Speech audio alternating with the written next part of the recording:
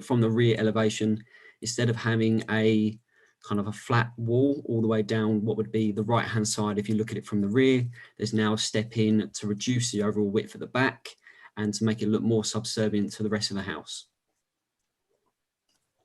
Fantastic. Does anyone else have any questions for Mr. Martin? Councillor Davis?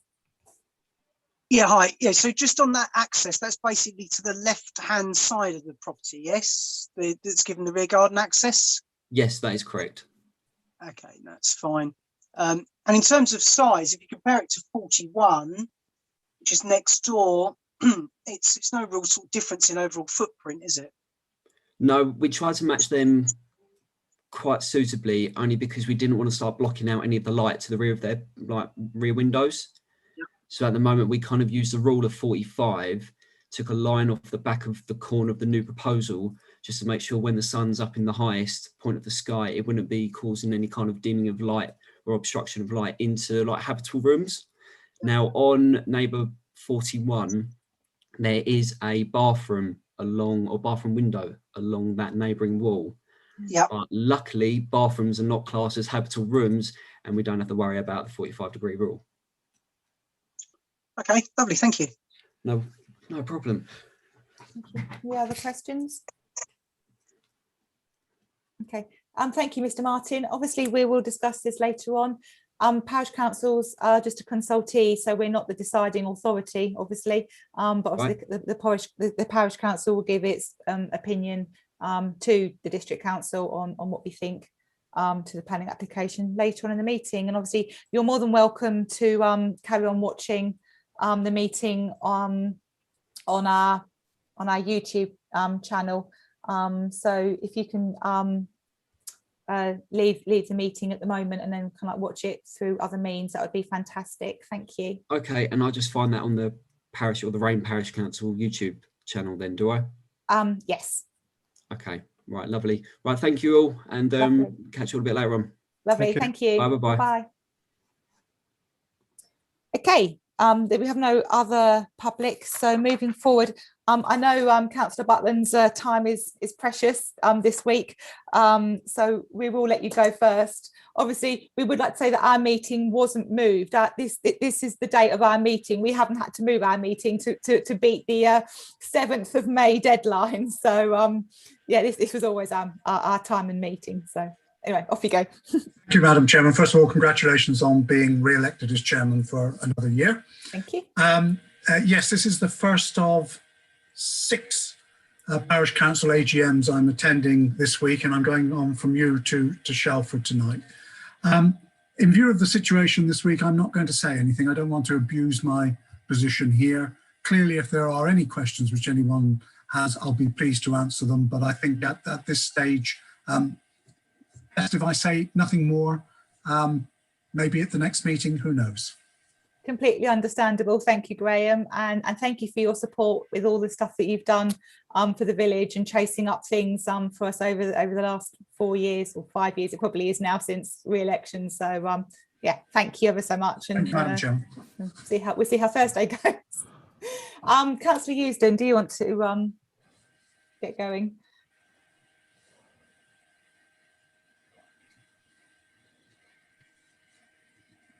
Sorry, pushed the wrong button. You think after a year of doing this, we'd all be quite good at it, wouldn't you? Yeah, sadly not. It's going to take this person past their sell-by date a lot longer to catch up, I think. Never mind. First of all, let me reiterate Graham's congratulations, Madam Chairman. Thank you. Congratulations on another year, or commiserations. I'm not sure which, but anyway, you'll choose.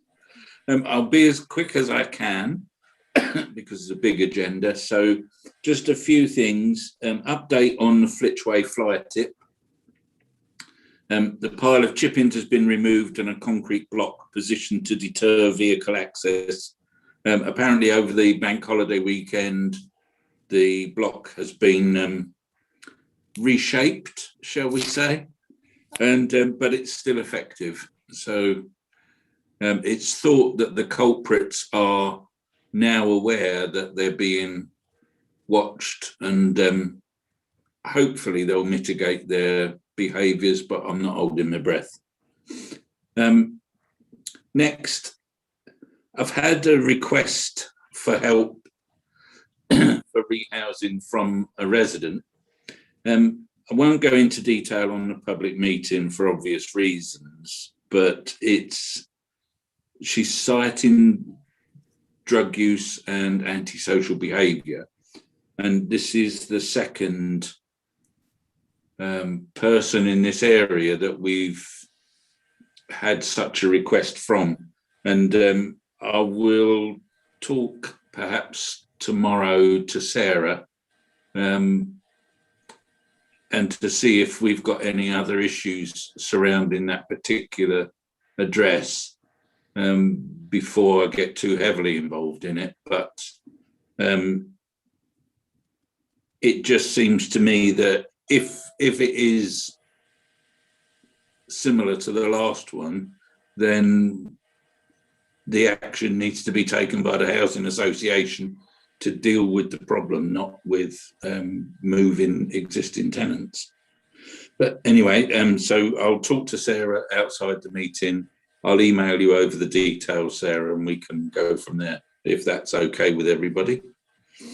Third thing, planning enforcement issues. There have been several enforcement issues raised with me, and I've raised them all with the enforcement team, and my views have been passed to the cabinet member for planning and the corporate director responsible for that area. In all cases that have been raised, the action is ongoing, so there's no resolution to it yet, but none of them have been given up on either. I appreciate the difficulties that the enforcement team have, but have expressed the view that we need not to focus on the difficulties that they have, rather to focus on resolving the issues so that the enforcement team can actually take action and give developers, builders, whatever, the clear understanding that Braintree Council will enforce action and will take the necessary steps to make sure that they comply with their planning consent, because at the moment we're not, and we need to be. So that's all been passed on in no uncertain terms, and I understand that the corporate director has now been charged to review the whole process and solutions to it, and I've given him cases as examples. So I'll update you as and when I get any further information.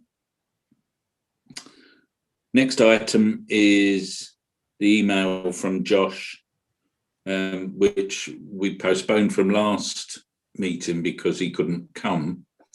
And I'm thinking, in view of the length of the agenda, it may be better if, again, I have an email chat about where we go and what the parish council's views are, and then meet up with Josh perhaps at the cafe, now that restrictions are lifting a little, and we could talk through what can and can't be done, as it were. Yeah. If that's acceptable to everybody. Some form of working group does kind of like need to happen to kind of like resolve, well, it's not resolving, is it, but just discussing the car parking issues that the village faces for all sorts of reasons, you know. Yeah. So yeah, definitely. Yeah, and there are all sorts of regulations around cones and stuff that I emailed to Josh, which seems bizarre, but I'm afraid there are. So there you go. The last bit, I think, is the summary of the case for recycling collection or not, and the letters to the post office. Yes. I hope all councillors know the background to it, so we don't need to go through all of that. So I'll just summarise my involvement so far, since you asked me to get involved with it. I've contacted the head of operations, and my main concern was, but frankly, the tone of the letter that was sent to the post office, which seemed to be completely out of kilter with letters that I'd seen for other cases where people had been caught red-handed dumping litter in the street and got a, oh dear, what a silly boy type of letter. Whereas this was far more severe, and I thought that was worthy of some explanation. And I spoke to the head of operations, and he's admitted that the letter was too strong and sent too soon. He was also at pains to point out that there is actually no evidence of wrongdoing against the post office. But apparently, because it was reported by the collection crew, they have to treat all reports from BDC employees as reliable and investigate accordingly. But he does accept that it was much too strong and should have been handled much better. And he's, as a result, is looking at their processes to make sure it doesn't happen again. He's written a letter to Mrs. Ramazar apologising. That letter's going out today or tomorrow. He sent me a copy, and he does apologise profusely to her, and say that she's, committed no offence and all the rest of it. So I think that is a fair result, albeit that it shouldn't have happened in the first place. And then the second issue relating to that was that a resident, Miss or Mrs. Goody, didn't get a reply for 12 days to an email, and she didn't get a reply until I was asked to G them up a bit, and they did. Well, if they can respond within a couple of hours of me emailing them, why can't they respond faster than 12 days? That was just not acceptable. Whether Miss Goody is happy with the reply or not is for her to decide.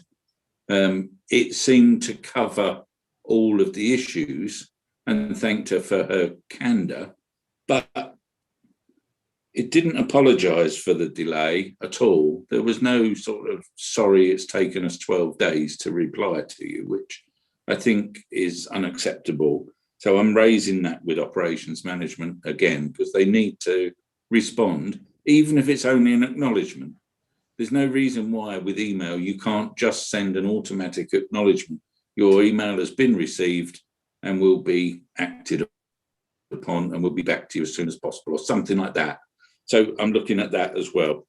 And mostly the daft thing is, I think it was Sarah who said it, there was a dead easy way to stop this right at the very first, and that was just to go in the shop and they would see that they don't sell fruit and veg, and the offending articles were all fruit and veg boxes. So why would they have them? It just beggars belief, really. So I'm suggesting that they use this case as a training example on how not to do things in future. And hopefully the upset calls to Mrs. Ramazar will actually have some positive impact on street scene enforcement. And I think it already has, because they tell me now that they will be, any complaint that's brought in by staff members will be looked at before it's passed to street scene enforcement. So it will get a more gentle approach in the first instance, and only if it's proven to be a case that needs investigating, or where it's definite that the perpetrator is up to no good, then they will put it to street scene enforcement and a tougher line will be taken. So hopefully that has served some useful purpose. And that's it. I've got nothing further unless you have questions for me. Yeah, I'll go first. That's okay, Paul. I just want to thank you for that update. I know I can speak on behalf of the council, although I know councillors might have their own views as well. That this situation was a really distressing situation for two of our, the post office, but also the neighbours opposite, who with the rubbish situation, and it's. I'm pleased to see and hope that BDC do change their ways on how this works, because this situation was not a nice situation. It's taken 2 weeks to kind of like resolve, if not 3 weeks now, and yeah, it was not a good situation. And as a parish council, obviously we were going to support our residents and our councillors, and some of the emails and the reports of what the bin men were saying or doing walking down the street just seemed very unprofessional of a public service, and has caused a lot of distress. And yes, I think as a parish council we were not happy with the situation. So and obviously we're supporting our residents, so I really do hope that the situation will get resolved. There will be apologies given, and that, frankly, BDC do a heck of a lot better than what they have done going forward. Are there any councillors would like to add to that? I think it is sad that this incident has happened, because I think up until now we've had very good relations with street scene and operations, and everything we've asked for they've come and they've done, and they've not caused us any problems until this. And I don't know why they've decided to take a completely different view. And it's the same bin men that we were praising not very long ago for how obliging they were and how good they'd done and all the rest of it. Now they've decided to turn into, I don't know what's appropriate to say on a recorded meeting, so I won't say any more. But the letter from the head of service is very apologetic, and I hope that Mrs. Ramasal will be pleased with it when she sees it. Okay, thank you. And I will send a copy to Sarah for the file, and to obviously you as the chairman. Thank you. Councillor Willis?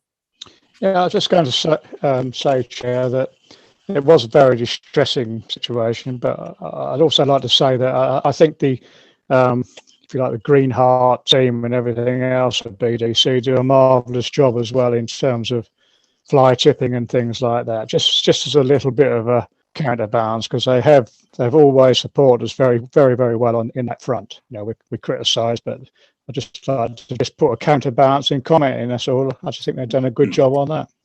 Thank you. Sarah, I believe you had a comment you'd like to say.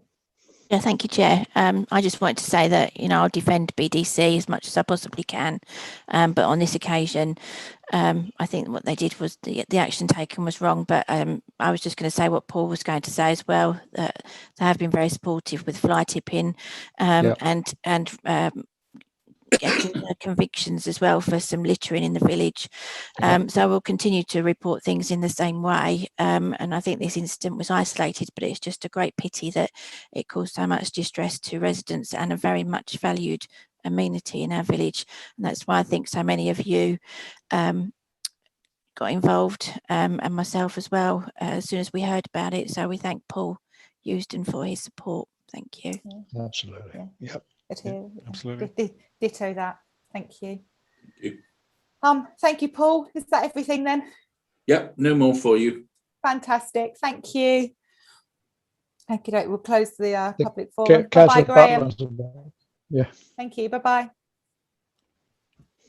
Okay, moving on to roads, transport, public safety. Moving on to any defects. Have we got any defective street lighting, paving, roads? Well, there's a whole long list as what we normally have, but is there anything extraordinary that needs noting? Councillor Merton? I noticed that there's a big hole by the Swan. I don't know if that's been reported. Oh, by the the crossroads. Yeah. I'm not sure, but yeah, there is definitely one on the crossroads as you come out from Shelford Roadway. Yeah, I don't know if it's been reported. I'll have to check actually. Councillor Willis? It's not actually a defect as such, but I suppose we ought to record that I've put all the road signs and all the associated material into the compound, ECC compound up at Perkins Garage, but I suppose we ought to let them know formally in some way or other that their stuff is there. I mean, I can write or something or email them, but I think we should let them know. I think it's sort of roughly associated with the roadworks and so forth. Yeah. Okay. And thanks for collecting it all as well. Well, I'm sick of the sight of it. I know what you mean. Anything else, councillors? Yes, and Yes. My neighbour is doing a new drive, and he's putting good his connection with the pavement, but he is raising the fact that the pavement path there is very poor. So is it possible to get it added to the various list of pavement that needs to be done going forward? It's very broken up in front of his driveway. Nothing to do with the works he's been doing. I mean, yeah, we can try. I mean, I must admit, I know from running around the village, some of the state of the pavements, and not helped by Gig Clear's new trenches either. But I know there was definitely there was a county council initiative a couple of years ago, wasn't there, when we could put pavements forward, and I think everything that we put forward did get done. So I think it's definitely worth having that list on the back burner, because obviously with the county council election happening on Thursday, give it in the next few months, there might be some funding or that kind of council initiative happening again soon. So I know, especially when I live one side of the village, you just tend to see one side of the village as pavements. So if we are walking around the village, perhaps we can start a central document where we start, or spreadsheet where we can start adding the states of some pavements. Is it worth taking a photograph then for? Yeah, definitely. Okay, I'll do it and pass it on. Yeah. Anything else? Moving on to Stansted Airport, there was an update that came out at the end of last month, I think it was, that where it was stop, they're changing their names. Where it was stop Stansted expansion, they're now going to, it's SAW, Stansted Airport Watch. Glad I remembered that at the last minute. Basically that they've changed name. They've had SSE for the last 19 years, but because of COVID, they're basically kind of saying that they can't see that the airport was going to expand because of COVID, and it's going to take so many years to kind of like get back, that they've seen a reason to change the name, basically. And I think they're still waiting the outcome of the inquiry that happened earlier on this year as well. So that's really there is to report on that. Any questions from anyone? Thank you. Moving on to policing issues. Obviously we had the event a couple of weeks ago at the Booking Hall Cafe where the police were there, and we had the Neighbourhood Watch bins and stickers and all that kind of thing out as well. I think it was really well received. I think, obviously being at the Booking Hall Cafe in the Flitch Way, you have got a captive audience. And I think they had a lot of interest, a lot of people going over to speak to them of policing issues within the village. But I think they also had people from Braintree and Felsted, obviously, because that's the footfall that we get. And I think it was, quite well received. So it was nice that they could finally be in the village and have that presence for people to go and speak to them. They are also doing another event on May the 16th. This is so you can have your bike marked up with your postcode and what have you. So they will be at the Booking Hall Cafe the same kind of hours. We really could do with, or the police could really do with, some support from some counsellors being there, because there's a small bit of administration to do, while then the police officers can then do the marking up of the equipment. Unfortunately, that day is my birthday, and I'm also doing a charity bike ride that day for my sins, as is Mike, actually doing the same bike ride, although I'm doing a longer one, just saying. But yeah, if anyone was available, because obviously Sarah will pop down, but obviously she doesn't want to be there for the full 4 or 5 hours on a Sunday herself. So if there are any counsellors that could help out. Yeah, I'm happy to do a stint. Oh, fantastic. Thank you. Can I leave you to liaise with Sarah then? So you've got Scott, Dawn and Grace. Are you about? Well, yeah, I was about to say, now that obviously it is allowed, I can see now that my parents are back, if they can come and have them for a few hours, and then I can try and do a few hours as well. Or if not, if it's small administration, I have a very bossy 4-year-old that will be happy to take names. So, I'm sure he'd be a selling point, to be fair. I'm sure he would. But still. You can probably get him marked up with your postcode on his forehead or something. But yeah, I can figure something out, and I can be there for a few hours as well. That'd be fantastic. Because I mean, I must admit that the last event, Sarah, Mike, and myself kind of shared between the three of us, and we were like there basically an hour and a half each. Yeah. Managed to have a nice cup of tea and cake, obviously, while you're there, because it'd be rude not to.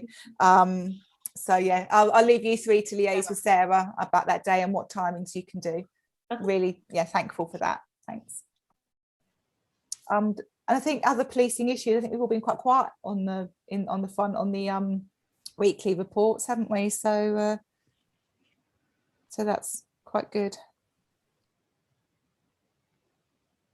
Okay, moving on to administration, clerk's report. Sarah, have you got anything to add since doing your clerk's report? Nothing further to add, thank you, Chair. As usual, it's a busy month doing everything. So, yeah, councillors, do any of you have any questions on Sarah's clerk's report? I presume we've had no more response from the second person who we were contacting regarding the groundsman. No, sorry, Trevor. I emailed again and left a voice message, and there's been no response. Fine. Sorry. No worries. No worries. Okay, do so much, unfortunately. But yeah, so no, that's lovely. Thank you. Brilliant. Sorry, just one. Yeah. I also asked BDC, Trevor, whilst you're on the subject, and my contact there was not aware of anybody nearing retirement, unfortunately. Sorry. Fine. Okay. Moving on to the election to committees and various bodies. Fun part when you all get to do what you want to do. So, as you're aware, obviously I emailed out a couple of weeks ago about our committees, so for the new councillors and newer councillors and the older councillors, to remind them of what all our different committees and what our different representatives do. So hopefully that's given you some background on what we do. Our committees are the workhorse of the council. Lots of things get done at the committee, and then literally then just come to full council for resolution. So, and also the scheme of delegation, obviously, that we're going to discuss later on, that had all the terms of references for each committee, so you can kind of like see what each committee is responsible for. So so without further ado, let's kind of like go through them. So the first one on the list is Communications and Data and Management Committee. At the moment on the committee, we have councillors Agatha, Eldred, myself, Meehan, Rippingale and Willis. Is there anyone that wants to come off of that? Grace? Can I, just because I think it's the last 2 years now, I think I'm on finance, communications and data and personnel. I understand your pain because I'm the same, but yes. Exactly. Oh, and obviously I know that I think personnel was the one that I I mean, I don't know. I could be completely wrong in saying that I feel like I give more to that, or I have some more knowledge to give to that. I could be completely wrong. But so I was sort of hoping to stay on personnel. Yeah. And then maybe give the other two a break. But equally, if no one else has the time or anything, I am happy to stay. But it was more of I thought I'd voice it first. Okay. Thank you. Paul? Yeah, I'd like to stand down for that one, Chair, please, if I may. Yeah, that's for fine. very much the same reasons, really. I've felt that I'd like to spread. I'd like to be on a fewer committees this coming 12 months. I think, let's put it that way. And that's one I would like to pass on if I can, if other people are prepared to sit on that one. Okay. So is there anybody that would like to come onto this committee? Scott? Please. And is there anyone else that fancies a go? 1, 2, 3, 4. If Grace comes off as well, we're then 1, 2, 3, 4, 5, which I think is okay. So let's go with that for the moment, and then we'll kind of like see. So finance at the moment, we've got Councillor Agatha Eldred, myself, Meehan, Rippingale, Willis. Obviously, any councillor has a standing invite to attend the finance committee. Well, actually, I think any committee actually. But obviously, these would be the voting members. Paul, you're happy to stay on finance, aren't you? Yes, I am. Yeah. Thank you, Chair. Grace, did you want to stay on finance? I don't mind. I can stay on finance. I feel like I've started to get my head around it more. So if I'm just on those two, then I suppose that's better than nothing. Thank you. No Would anyone else like to come onto the finance committee? Dawn, yeah. Brilliant. Thank you. Yeah.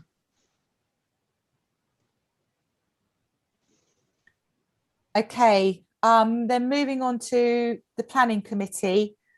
This is this is a committee that hasn't met for years and years and years. Unfortunately, with the situation we're going to be in next month, it actually might have to have a meeting, which obviously we will discuss later on.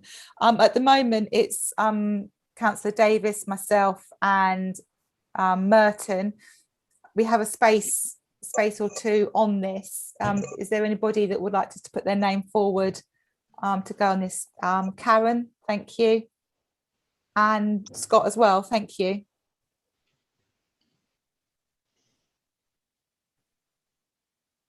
And then personnel committee, we have myself, councillors Meehan, Rippingale, Spencer and Willis.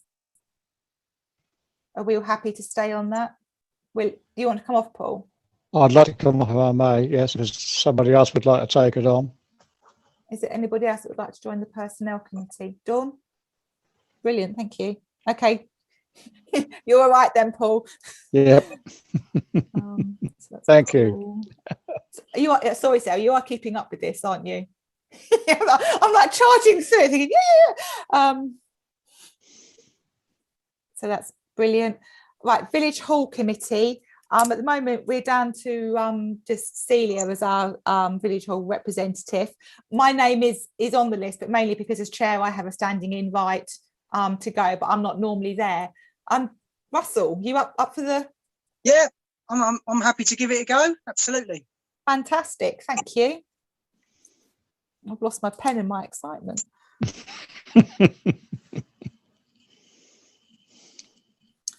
Okay, then moving on to the EALC voting member. It was Don. I don't know how Don was still on there this time last year because he'd already resigned, I think. So is that me? Well, I think it's down to if you're a member of BALC. I'm not too sure, but as you are on BALC as well, I'd have to clarify. If I can put you down and then clarify with the EALC if you are an executive member. Yeah. Okay. A regular member. Okay. So put myself under for that. And then BALC, that's the Braintree Association of Local Councils. That's being reformed, which I have kind of like updated councillors recently, and I was going to do a bit more of an update later on in the meeting. but somehow I've managed to get myself to be on the executive committee of BALC as well, where I sat there sitting on my hands and not speaking. They then realised that they'd like another female on the committee and make sure that all the areas of the district was covered, and our area of the district wasn't covered, and I was female, so I ticked all the boxes and then managed to get myself nominated by, I don't even know who. So I've managed to get onto the executive committee, so I think you can put me down as BALC. Can I suggest as a second member that Mike, as vice chair, goes on that, because if I'm on the executive committee, vice chairs can also attend those meetings, not the executive committees, but the actual BALC meetings. Vice chairs can attend those. So if we can do Mike as well, that'd be great.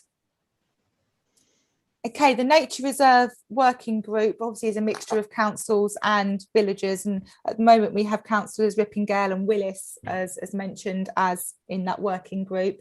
Are we happy to stay with that, and do we want to add anyone else onto that working group as well? Paul? Well, we haven't really sort of kicked that one off yet, have we? Haven't really got it going, but no. I mean, I would like, we haven't got any members of the public yet, obviously, but I would like to see. I was thinking like Roger and Sylvia. Yeah, Roger and Sylvia. I suppose yes. I guess I hadn't thought of that. Yeah, yeah. Roger and Sylvia are very much involved, of course. I still would like, if possible, if anybody feels they'd be interested, to get see some other parish councillors on there. Really, one or two.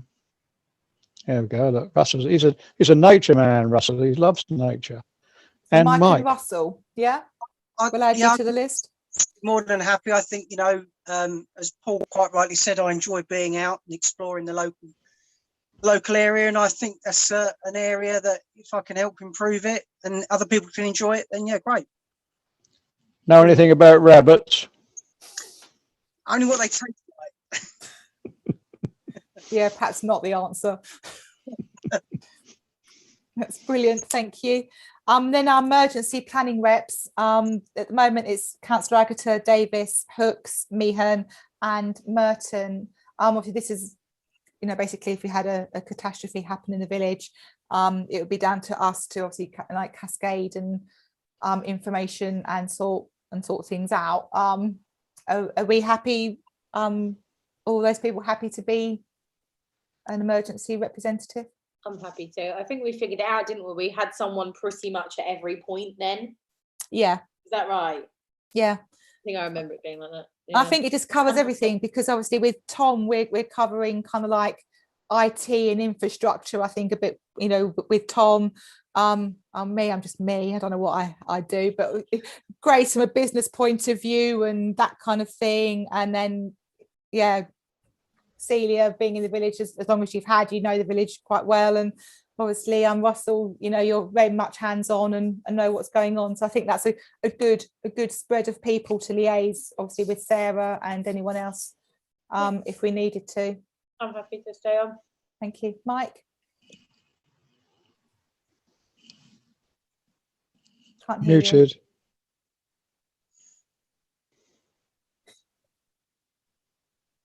I'd like to go onto there from a communication point of view. Yeah, that's fine. Please, thank you. Perfect. So I'm moving on to groundsman responsibility. Trevor, are you happy to carry on doing that? Yes, unless anybody wants to take my place. Yeah. You're fine, Trevor. I thought so. Okay, the next one is sadly Jean that's passed away. She would normally be she represented us at the Stop Stansted expansion meetings, and also she was our parish passenger transport like liaison person. Obviously this is a vacancy we weren't aware of until literally 2 hours ago, so unless there's any council that's willing to take on these responsibilities, I thought we'd come to council first, get your opinion, and then we can put it out to any villagers that may like to help us out with this situation. Sorry, Chair, councillors may not be aware. I think it's sorry, I'll get it right in a minute. The parish passenger transport meetings are about 3 or 4 a year. I mean, obviously at the moment, well, they have been virtual, but I guess they'll be going back to in person. I think they're generally held over in Chelmsford. So that's, we just like somebody to go along and represent us. It does help if you use public transport frequently as well, so that you can feed back any issues both to Essex County Council and ourselves as well.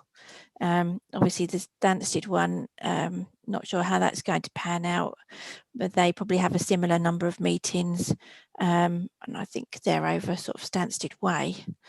But it's just any issues from the village and anything that the airport wants to share with us, basically. I don't mind doing the transport one, but if somebody else wants to do the Stansted, and we can divide that up. That'd be great, Mike, if you can definitely do the parish one.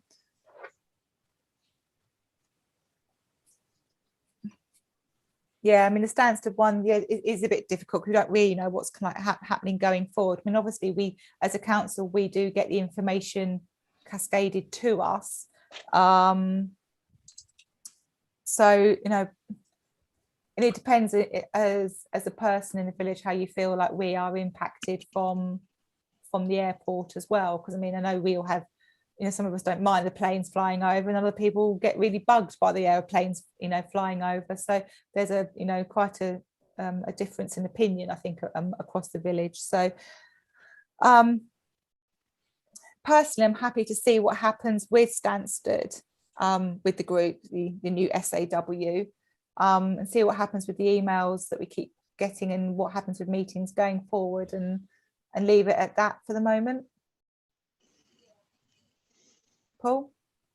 Yeah, I was just going to say, I would have thought there might be 1 or 2 people interested in the village who might want to do that. I think, yeah, I mean, I think we could do a social media. Yeah. Ask if anybody, because there's quite a lot of people who have quite a lot to say about it, don't they? And quite knowledgeable, some of them. So definitely, it might be worth, yeah.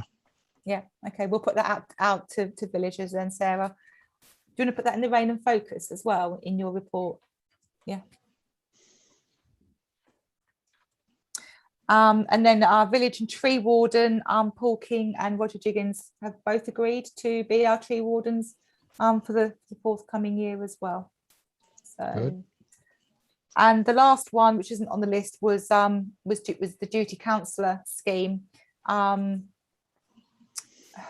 We've kind of like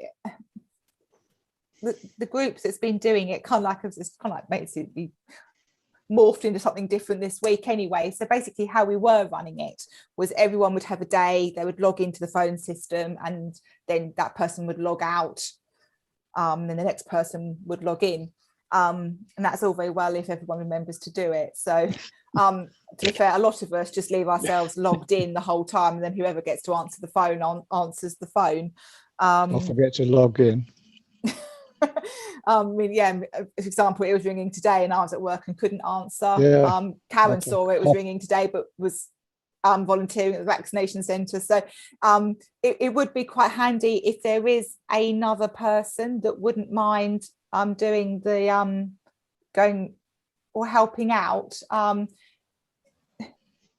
We've had a few phone calls, and we've also had, you know, one of those phone calls when there has been a person that really did need our help, and I think that this person's also going to need our help going forward, although we may have to redefine what our help is a little bit. Obviously, I mean, to be fair, it started off as getting prescriptions and a little bit of shopping and that kind of thing, and giving any advice and signposting, you know, residents to the information that they need. So that was the idea of the duty counsellor scheme, and it's something that we would like to carry on. It helps relieve Sarah of some pressures as well, and it makes us, you know, contactable and gives us a good service to the village. So yeah, ideally if we could have another person, because obviously where lockdown well, lockdown has ended, but as restrictions are loosening, more of us are doing more things. You know, we hopefully might get a holiday, so it'd be nice to have another person in the pool so that we can kind of like say. And also, if you do answer the phone, if you're not available to do the task, for example, answer the phone to the resident on Thursday, we've got a duty counsellor WhatsApp group, texted the group saying this is what's happening, can somebody go and do this? And I think actually there was a couple of them that could go and do it. So it isn't down to you to do the job. You can say, look, I've answered the phone, this needs doing, who can do it? So Paul, I can see you've got your hand up, so I think Councillor Picton wanted to speak first, but okay, let Dawn speak first. I was only going to say I was happy to help out if you guys needed another person on that committee side of things. Yeah, thank you. That'd be fantastic. Paul? Yes, Chair. All I was going to say is, I mean, I'm one of those people who forgets to log in and out. I think it would be really good. Is there any reason why? I mean, I'm happy to permanently log in, really, basically. And if 4, 5, 6 of us, however many people are involved, but all permanently logged in, presumably the system would just seek to find somebody. Yes, is that how it works? I believe it just it rings everyone's phone until someone answers it, doesn't it? Well, I think I can either set it to ring all, or I can set it as a hunt group. So it tries one. If it doesn't get answered on that one, it moves to the next one and then moves to the next one until it's worked its way through. And then the final overflow being the council voicemail box. So it can be set either way. Well, I think it would be nice if we just left the people who are prepared to do it all permanently logged in, really. That's what I'm doing now, Paul. I've just left myself logged in because, like you, I forgot to log in once. So I figured I'd rather be there. I forgot to log in. I forgot to log in more than once, and out more than once. So I think but if we had everybody, we can help each other out. Exactly, and there'd always be somebody there out of a group of 5 or 6 or however many there is. Somebody will get it, won't they? In the end, you know what I mean? I think so. And I think it'd be better if it just rang all. Can it ring all and then go to voicemail? Yes, it'll do ring all for X length of time and then go straight to voicemail. So I could set it to say 40 seconds, for example. It'll ring for 40 seconds and go to voicemail, or I can do 30 seconds or 20 seconds. I think longer the better, just in case, because I mean, there's times when I've seen it and I haven't got to it quick enough. Or, for example, I think it was on Saturday morning, did it ring? And I was on a bike ride and I could see it, but I couldn't stop because I was in a group ride. But, you know, if I'd had time, I probably could have stopped and got my phone out and answered. So I think if it's a good, you know, if it does ring for a good few 45, even is a minute too long? Would people ring for a minute? I don't know. But then who does that voicemail go to? Will it only go to Sarah, or can we forward that voicemail on to the duty counsellors to pick up? We could create another voicemail box that is for the duty counsellors, and then I have a distribution group in the emails that is the duty counsellors. So therefore it'll go to all duty counsellors to be dealt with. But what you have to be careful with then is that everybody gets a copy of it, but then you don't know if someone else has dealt with it. It's my concern if it does just go to Sarah, you know, and Sarah has quite rightly weekends off and some time off in the evenings and what have you, that, you know, that email might not get responded to as quickly. But then, having said that, I think as a group we've been very I want to say the word chatty, it's not quite the right word, chatty, but, you know, we've been very good at conversing with each other about the communication between the group is good. So I think if we did pick up an email that was a voicemail, I think there could be a quick group chat and say, look, who, you know, I've responded, don't worry about it, I'm on it. I think that would be the better. I'd rather, if somebody phoned, we made sure that we got it dealt with. Yeah. Well, I'd suggest I do the distribution group, and then so you could have a separate WhatsApp group, for example, or where you just use the councillor one, and you then just say, I've dealt with that voicemail. There's already a separate WhatsApp group. We already had a separate we WhatsApp. have got a WhatsApp. Yeah. So then you can they be you forwarded to WhatsApp by any chance? The voicemail? No, they can't. Okay, worth an ask. Councillor Eldred. One thing about it, the door at the village hall at the office, when that rings, it rings whatever, which is quite handy for me because I just literally put my head out and usually see somebody at the door and go and deal with it. If that could just come to me, Tom, it will save everybody else scrambling for their phones, because sometimes it is little kids that just go and press the button and press the button and press the button. Which happens at weekends, which is a bit infuriating. I don't know whether that can happen. Can you isolate that, Tom? Yeah, I can. I can set it to come to you, Mike. That's no problem. That's fine with me. That's fine with me. Only until the CIP's open again, and then I'll need what it I can back do, on. I can set an office hours. So the office hours are when the CIP's open, and outside office hours goes to Mike. Yeah, please. I think we need to do that soon. Yeah. Councillor Willis? Yeah, I was just going to say really that if we've got, I don't know, we'll have 4 or 5 people in the group, and if we're all logged in all the time, I think you've illustrated perfectly why we need to do it that way rather than have a duty councillor as such on duty that day, because if we do it that way, at least I think the chances of somebody not picking it up are very remote, really. Yeah. Whereas it's very awkward if you're the duty councillor for the day and you're on a bike ride, or you're something else, or I'm going to exactly. Then it can be very awkward. Yeah. So it's much better to have everybody on the thing. Somebody to pick it up. Councillor Spencer. Yeah, I was just going to say I completely agree with that point. And say, for example, I had no plans on Bank Holiday Monday. So when that call came through, I'm sure many other people had plans. So it was fine that I could pick it up. And the other thing I was going to say, presumably if we're on holiday or something and we do pick up, we can then just WhatsApp everybody else and say, I've had a call and so needs something sorting out. I think if you're on holiday, I think you can log out.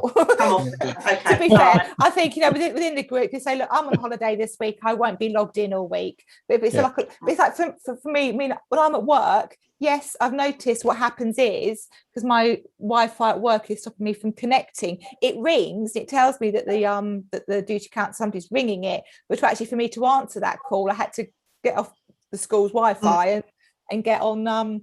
Onto 4G. So within my working hours, yes, I can see there's a phone call there, but unless I actually, turn off my Wi-Fi, I can't actually answer it anyway. So no, I can't either, and that's why I've been getting so many calls while I've been working from home. But there is an option in the app where you can set it to do not disturb. Yeah, I was about to say do not disturb would be the solution. Yeah, when I go back to Causeway House, I'll have to do that because it rings and then I can't connect with it because I'm not connected to the Wi-Fi. So it's a bit frustrating. Yeah, I think Paul and I would probably forget to switch off Do Not Disturb. So better off just logging out. Back from holiday now. Yeah, came back 3 months ago. Yeah. So anyway, Dawn, you're happy to join this band of merry duty councillors then? So yeah, if we can add Dawn to the Tom, if you can add Dawn, and we'll give her instructions on. You need a special app, by the way, to do it. Are you Android or Apple? It's an Android, I believe.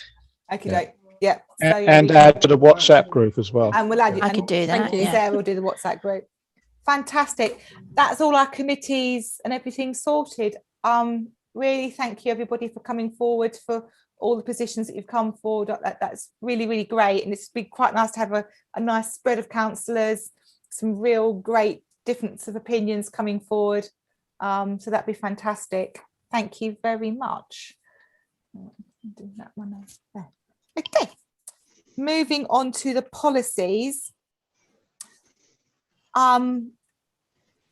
With everything apart from the scheme of delegation, so just to confirm, that'd be code of conduct, equal opportunities, grievance, personal device, press media, retention and disposal, social media, and the risk register. These have all been reviewed at either the communication and data or finance committees, and both committees were happy to recommend their, what's the word I want? Or to pass them in, to carry on to review them and say that they're okay. My words failed me there miserably, sorry. Are we happy as a council to move those ones on block that I've mentioned? Happy to propose, Chair. Yep. I'm happy Thank to you, second. Thank you, Councillor Davis and Councillor Meehan. Thank you. So we'll move those on block. The reason why I just used the scheme of delegation separately, this is a new policy that's been kind of like in the shadows for like the last few months. It did get looked at and reviewed at by the C&D committee. There was a couple of word changes that has happened and that happened. And I apologise because I actually meant to bring this to committee back in March and totally forgot about it, which is probably quite fortunate because actually in the last week we've discovered new wording to ensure that our proper officer can take over doing the work of the parish council kind of like going forward. And this is obviously a very timely policy to have, because it's something that we will be implementing basically from the 7th of May until our meeting in July. So as I know it's an 18-page document, as Grace probably pointed out on WhatsApp earlier on, mainly because it has quite a few, it has the parts of the standing orders of what the proper officer and the RFO does, and it also has all the terms of reference to all the committees and how the working groups would work. So basically the last like 10 pages is what are in separate policies already. It's just that the main part at the front, and the new 2.7 that we added in, which basically gives us the council the instruction that delegated powers can be moved down to the proper officer, i.e. the clerk, which is Sarah in this case, and or to the committees, as long as it's in line with the terms of reference for that committee. It really is a nuts and bolts piece of paper. Some councils have one A4 side for the scheme of delegation, which I looked at and didn't think that was quite right. And then I've gone for the one that's 18 pages long, as you've seen. But I just felt like it covered everything and every eventuality. And I think in this last year, I think you have to go for every eventuality. Are we happy to move this policy going forward? I'm happy to propose. Councillor Meehan proposes, Yep, and Councillor Rippingale, thank you. So obviously we'll get that onto the website, and it is a process obviously that we will be going forward, but I'll talk about more of that at the end of the meeting. Chair, can I just interrupt you there? Just one thing, there's nothing wrong with this. If you make any amendments to any policies, would you mind just for a shortish time leaving the track changes on so that we can see what's been changed or tweaked? Yes, I mean, when they go to the committees, we do have the Word kind of like version with the track changes now, and obviously some changes do happen at the meeting. Ideally for full council we have them as PDFs, because then they can't be I appreciate that by mistake, but appreciative. When we do have changes, especially on the big documents, a lot of these actually haven't got any changes, hence why. Well, even if you just leave them on there for, say, I don't know, a couple of months and then accept the changes and whatever, but just, I mean they can't go public on the website with track changes. But when they come to council, thanks. That's fine, especially when we have tweaks. I mean, obviously this is a whole brand new policy really anyway for most of the council. That's brilliant, fantastic, thank you. Okay, moving on to the 12-month action plans. There's two parts. There's two documents for the 12-month action plan. The first one is the review from the previous year, which is obviously updated with where we've got to on all of our projects. Is there any questions or anything on the review 12-month one? No. So then moving forward, we then have the new 12-month draft plan, and again, obviously listed there is all of the projects that the council will hope or is hoping to do, or will try and get some headway going forward. Again, any questions for those before we resolve to agree them? Yeah. Very comprehensive. Thank you. I'm happy to cover proposer and a seconder, please. Willis and Eldred, thank you. Moving on to health and wellbeing, Mike, do you want to update us on anything? Nothing much to report apart from the information that comes through generally, COVID information, which I think everybody is aware of.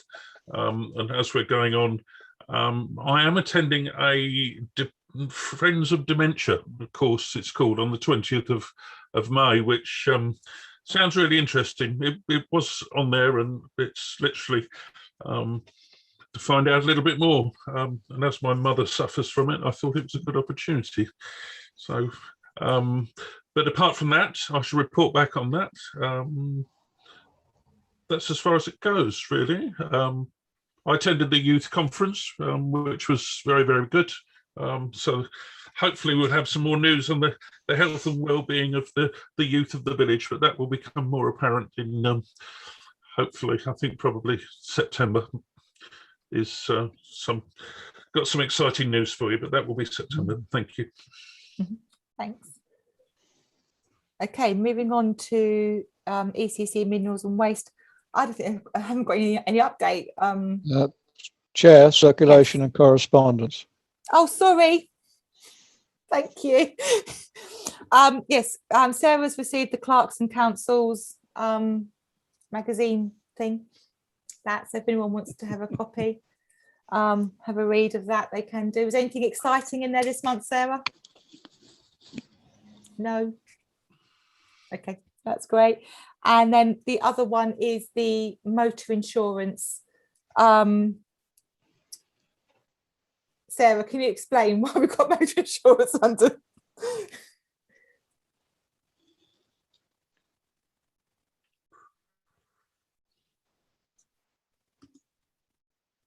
Muted. Sorry, so many screens open. I couldn't get back to the one to unmute myself. Terribly sorry.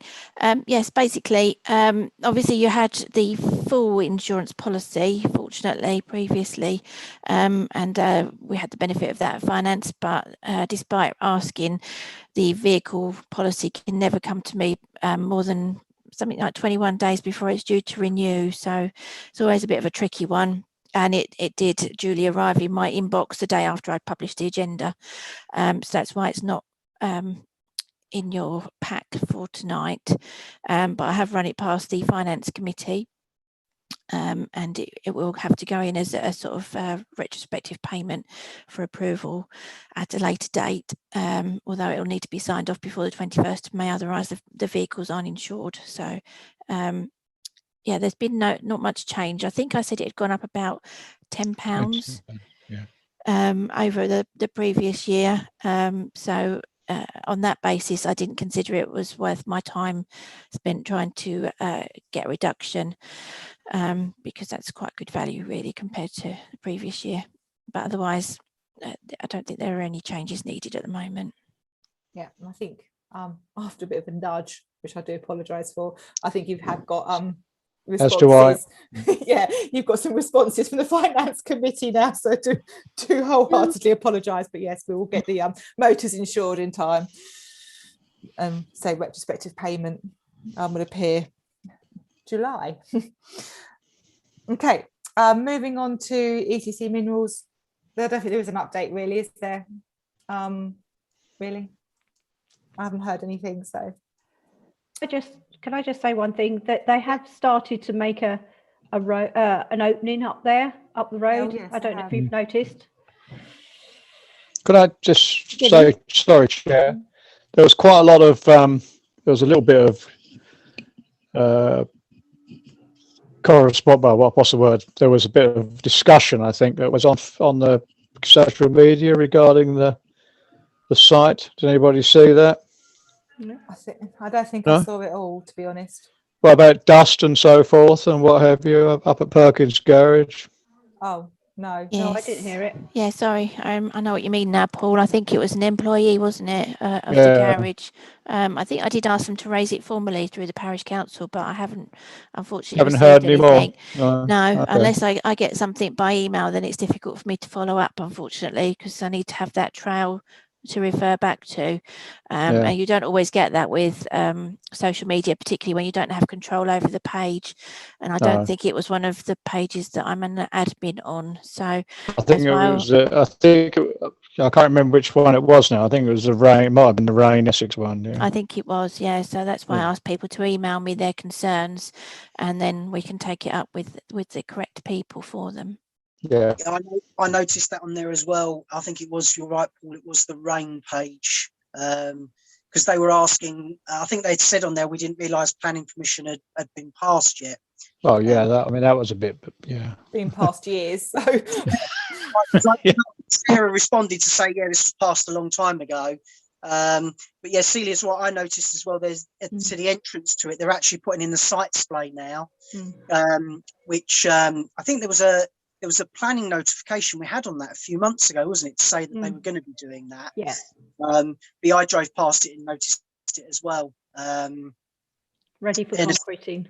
Yeah, there's some pretty big machinery in there as well. Yeah, massive. Obviously, they've been doing the the archaeological work, which was one of the conditions before they could commence the actual excavation. So I don't think it's excavation works as yet. They're still checking the archaeological site. If there's any remains there of note before they start. I think given the, sorry, Sorry, Sarah, I think, I was going to say, given the size of the machines that are in there now, I shouldn't think there's much left to actually save. I think they're huge machine. I thought archaeological digs were sort of fairly delicate things, you know. I think they're just preparing the site ready for excavation. Yeah, huge machines in there. Yeah, well, we have to monitor the ins and outs through Rayne. Yeah, they start. We do, and yes, and they know they've got the liaison group to sort out. So if work is starting, that liaison group needs to get formed as well. So, but as far as we're aware, it's still really just the pre-app, not the pre-app, but the discharge of conditions. Yeah, discharge of conditions. So, okay, yeah, we're all happy with that. Right, moving on to planning applications. The first one is the erection of stables for private residential use for on-site residents only at Sorrells Farm, Fentons Road. So obviously, I think a few months ago we or they got passed, and we agreed or had no comment. Was the exercise kind of like area? I can't think what it's called. Paddock or menage, yeah. Menage, that's it. That's the word I needed. So I think they just want to build a block of stables around it. Any comments, councillors? No. The only thing I'd say, Chair, is that there's already 2 stables there around where the menage that's had the planning passed, and they're just looking at extending the stables, which is a slight L shape around the menage. Just adding space for extra horses. But the planning the planning permission is for residentials for on-site residents only. So it's not like they're doing it as a business to then rent those stables out. It's for their own use. Yeah, I think actually some of us would probably quite like to see some of the horses perhaps being stabled as well, that seem to be in the field all by themselves, what have you. So no comment. No comment. Yeah. Yeah.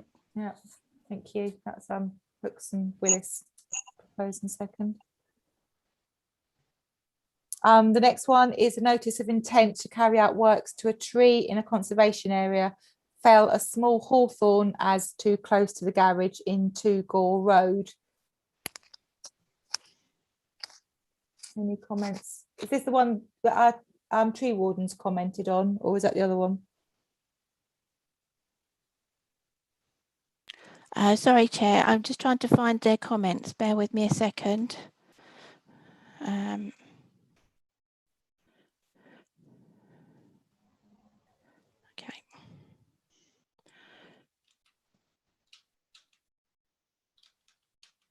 No, sorry, it was the other application, the other tree application I've got comments on. Okay. Nothing received on this one, unfortunately. I haven't seen any. That's to say, I haven't seen any comments on the one in the Gore Road. So I don't think there's an issue with this, is there really? No, No. none at all. Councillor Eldridge, should you have given declarations of interest on this one? Should I what? Sorry? Given declarations of interest, are they a neighbour to you? No, I live at 5. They're miles away. Okay, just checking. No comment? Yep. Yep. Okay, thank you.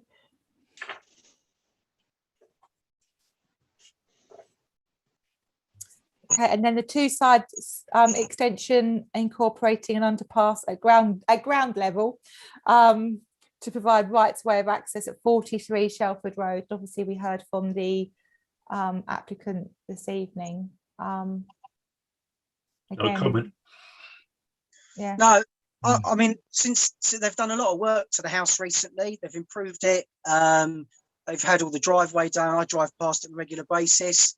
They've put a very attractive wall up at the front. They've, redecorated and done all the outside. And looking at the plans, it's only going to improve the appearance and the property. I don't see any issues. Okay. No, me neither. Especially if it's like Russell said, the footprint is mostly the same as a lot of the other houses along that road. I don't see there being an issue with it. No comment? Yeah. No comment. Yeah. Yeah.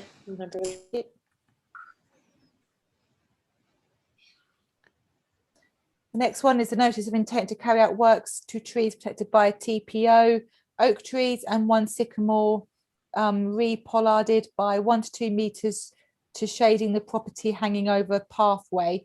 Trees were previously pollarded 10 years ago in 17 Warner Close, and we do have some comments from the tree wardens on this one, yes?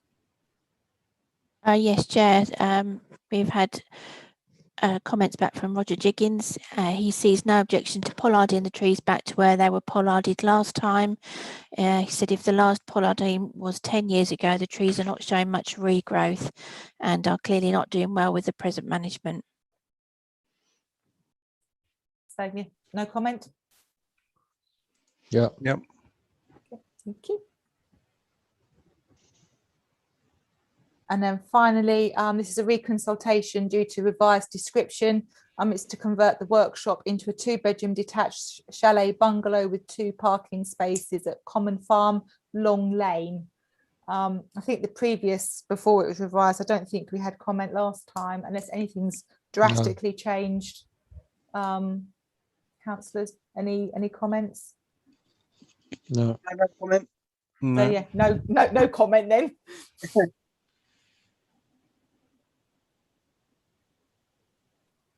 Thank you.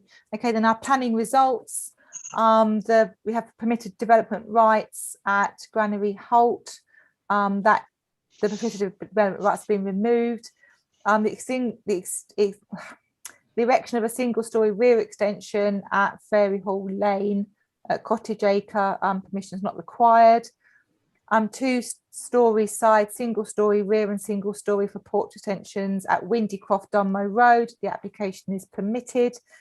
The conversion of existing stables and barn at Mill House School Road is permitted, and to install the 3 terminal poles with stay wires at the land rear of Broadfield Farm.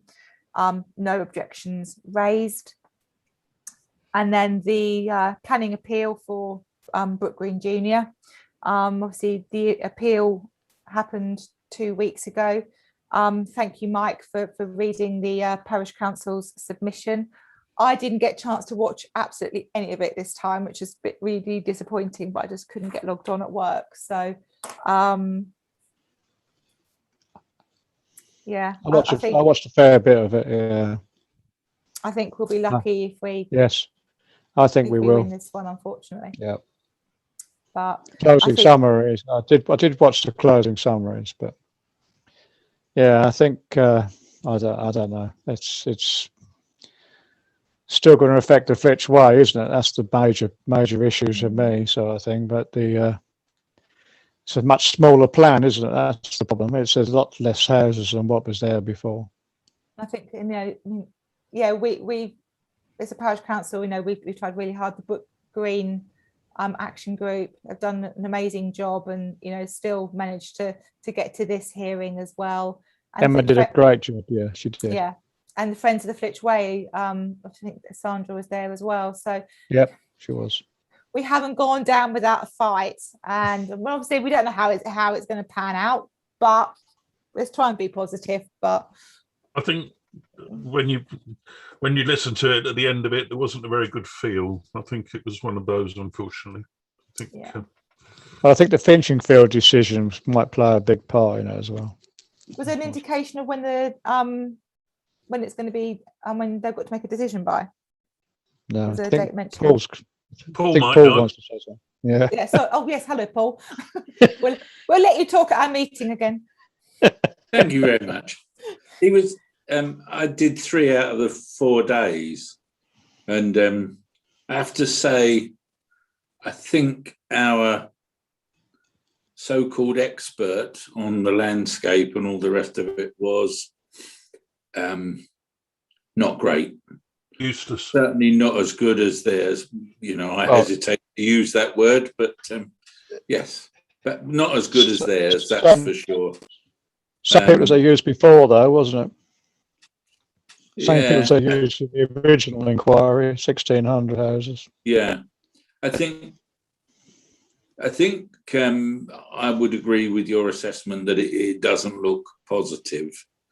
We can always keep fingers crossed, and you never know, he might surprise us.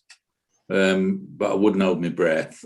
No. I think the thing we have to watch is the next slice. That's it. You know, and I think that was Emma put that across very well, saying that this will be the thin end of the wedge, and it will. I mean, we're seeing that in Bardfield, where they put some rural housing, Essex rural housing, did some houses for social rent in Bardfield on a farmer's field, which he very kindly donated for the purpose. And what a surprise, he then got planning permission refused by Braintree District and granted on appeal for 37 houses. He's now come up with another scheme in the next bit of that field for 56 houses. And he's upsetting the people who bought the 37 because he's not going to put a new access into the main road. So he's going to go through what they thought was a cul-de-sac. Not only is all the construction traffic going to go up and down it, but so is everybody trying to get out to work in the morning. So that's going to go down well. But I suspect that will get refused and we'll go to appeal. But I suspect we'll lose that too. Because it just... Yeah, and I think the idea, according to one of the residents in the bit that is completed, they've already been told that they will be, the farmer, the owner, the landowner, will be seeking to build up to the Blue Egg, then cross the road and come down the other side. Crikey, that's extensive, that is, yeah. Yeah, and I mean, we've already worked out that the size of Bardfield has doubled in the last 10 years. And you can't now get your child into the school in Bardfield, even if you live in Bardfield. Small school, I went there. Yeah, so they're driving kids who live in Bardfield to Stebbing and Thaxted to school. Yeah, you know, and they're advertising, the developers are advertising village school, plus a theatre, of course. So if anyone who's been into Bardfield in the last few years knows where the theatre is, I would really be pleased to hear. Town Hall, I'd imagine, isn't it? Yeah, but I do think that the warning for us is second slice after Son of Brook Green. And I really can't see this guy going along with Emma's plea not to grant permission. I just have a feeling that he made his mind up really before the first day ended. It seemed to me, but hopefully I'm wrong. Yeah. Well, hopefully, but I think it's in his hands, and we're just going to have to wait and see what happens. Yeah, So. yeah, and I mean, if it does happen, we have to hope that the developer sticks to his promises, and that it will be largely hidden by the topography. But I'm not convinced.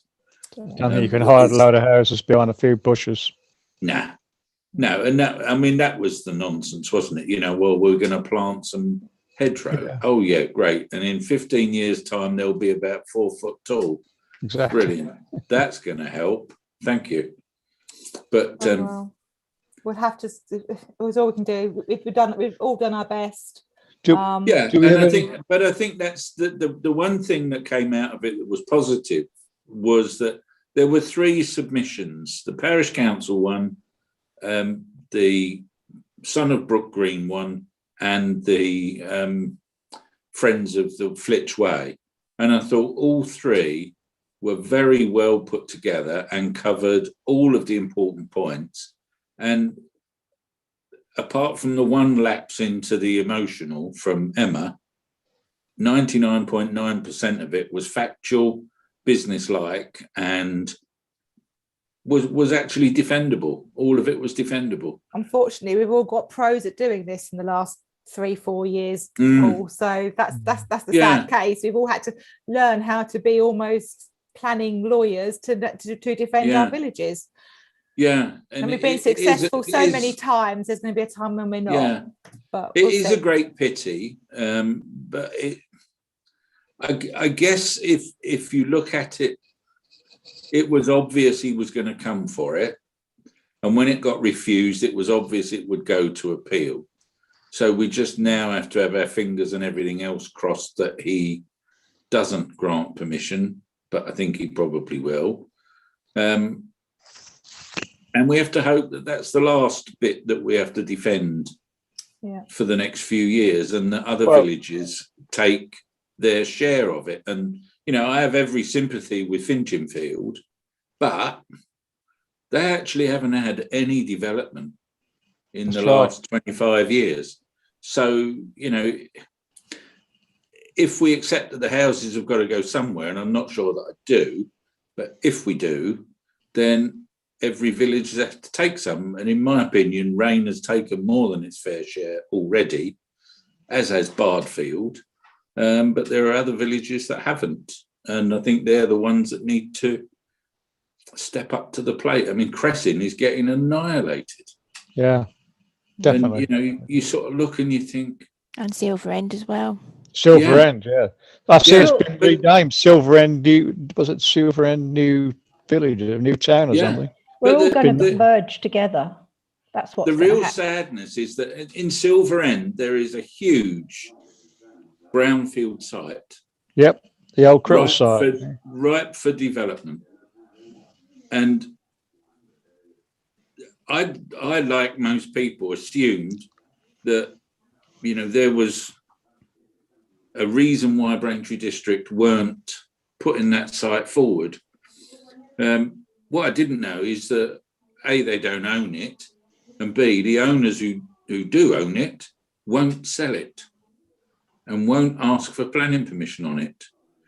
So short of a compulsory purchase order on it, which I don't think Braintree would be too willing to get involved in, I don't really see that there's much that they can do. But unfortunately, they will be the ones who say, well, there's a brown, people will aim at them and say, there's a brownfield site there, you should develop on that. But they can't if they don't own it. And the owners won't sell it. So, and I understand there have been made some very substantial offers by developers for it, and I've said no. Anyway, we have kind of like digressed a little bit off of the agenda. Yes, we have. Sorry about that. But yeah, anyway, that's the appeal update. And we will wait. I'll dive out now. Thanks, Paul. I'll dive out now and leave you in peace. That was useful. That was useful. It is useful. Okay, moving on to next item on the agenda is the Ashes memorial walls.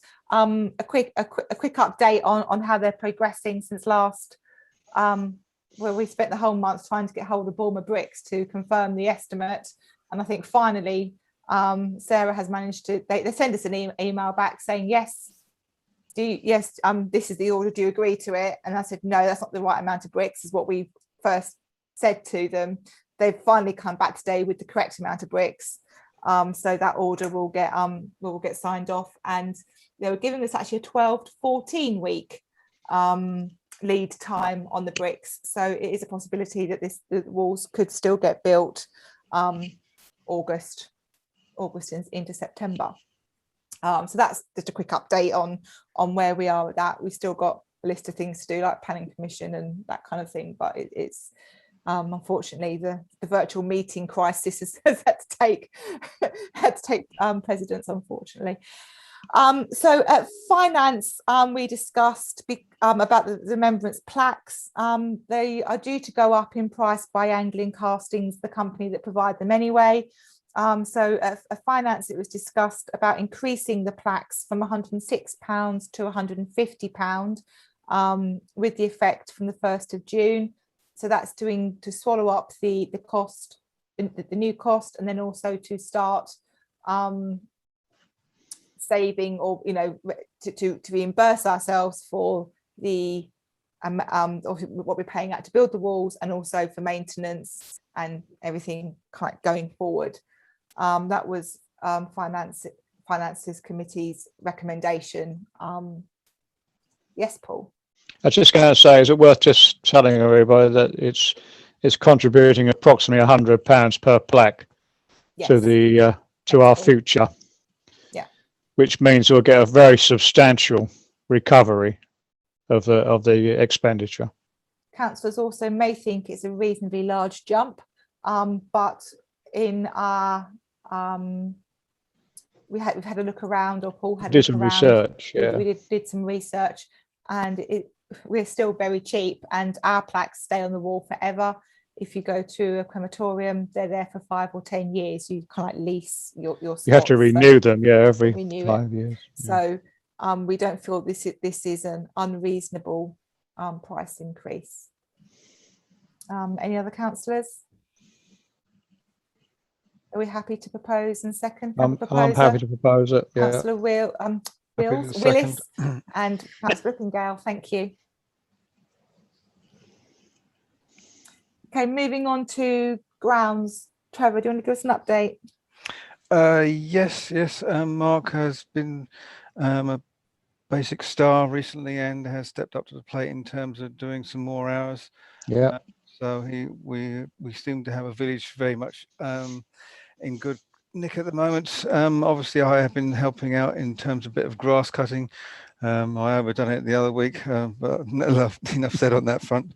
And the good thing is Mark has now done the initial spraying in Oak Meadow, so there is a lot of thistles and nettles not growing much anymore. I think he's due to do some more spraying in there in the next week or so, just to give the last few thistles a good going over. But other than that, yes, we're doing well at the moment. Yep. Yes, Paul. Chair, I was just going to say I've written today, although I couldn't. I meant to copy you and the clerk in, but unfortunately my emails are playing up somewhat. But I wrote to Eastlight today to say, can they please come and get their mowers out again? because the Capel Close and the bit down here by me hasn't been cut for weeks. Okay. I know that they'll say, oh, well, the grass hasn't been growing, but it's now to a point where it needs cutting. So I've written to them today. I'll forward the letter on to you, to Sarah, so she's got a copy of it. Thank you. Also, our first round of advertising for the job role for a new groundsman wasn't successful. So I haven't. I need to. I finally got the job description. The job description and the advert is on the website again. So the new versions are there. We just need to share social media again. We're going to try and put it as a job description, and often you get like these credits where you can boost the post as well. So we're going to try and use those. Try and share the page. So councillors, if you see it, can you share the job advertisement on social media? Try and spread the word. We were going to try and I was going to contact or put it on the Friends of the Flitch Ways web Facebook page. We thought about contacting the allotment guys and see if they perhaps knew anyone as well. So just the closing date will be the 21st of May this time round. So if we can just try and share it. If you've got a business in the village, there's two councillors here. If you'd like to put a poster up, that would be really, really great. Do you need, if I email it to you, can you print it off yourselves, or do you need Sarah to print it off for you? I can print it off, but unfortunately we only have a black and white printer. Okay. So not an issue, but if you did want it to be in colour, which may probably be better. Yeah. Then yeah, Sarah's okay printing one out for us, because I did check and I couldn't see anything. Okay, thanks. So yeah, Sarah. Well, we can print. Yeah, and we can print one off. But if Sarah's going to print one off, she might as well print two off. And yeah, we'll put up. It's not a problem. Yeah. Thank you, Sarah. Okay, Sarah. The new PDF formats are in the personnel folder under Groundsman, and I'll get sharing on the social media. But as soon as you see those posts on social media, if you can help share them to any other groups that you're on, because I mean I'm on Felsted and Bardfield and like Braintree Hub and those kind of pages. But there's like another. I'm not on Great Notley, but I think Sarah is actually. But if there are like neighbouring community groups that you're on, if you can share it as well, because you just don't know how far somebody might come for 10 hours work a week. So I'm on Great Leys as well. I could do Great Leys. Yeah, so I think the more we can share it, the better. And hopefully perhaps this time round, where it was a bit more we want the experienced groundsman, we've gone for a bit enthusiastic and training will be given approach this time, haven't we, Trevor? Yes. Yes, I think we were over asking in the previous advert, unfortunately. So we're hoping for an enthusiastic learner ultimately. Yep.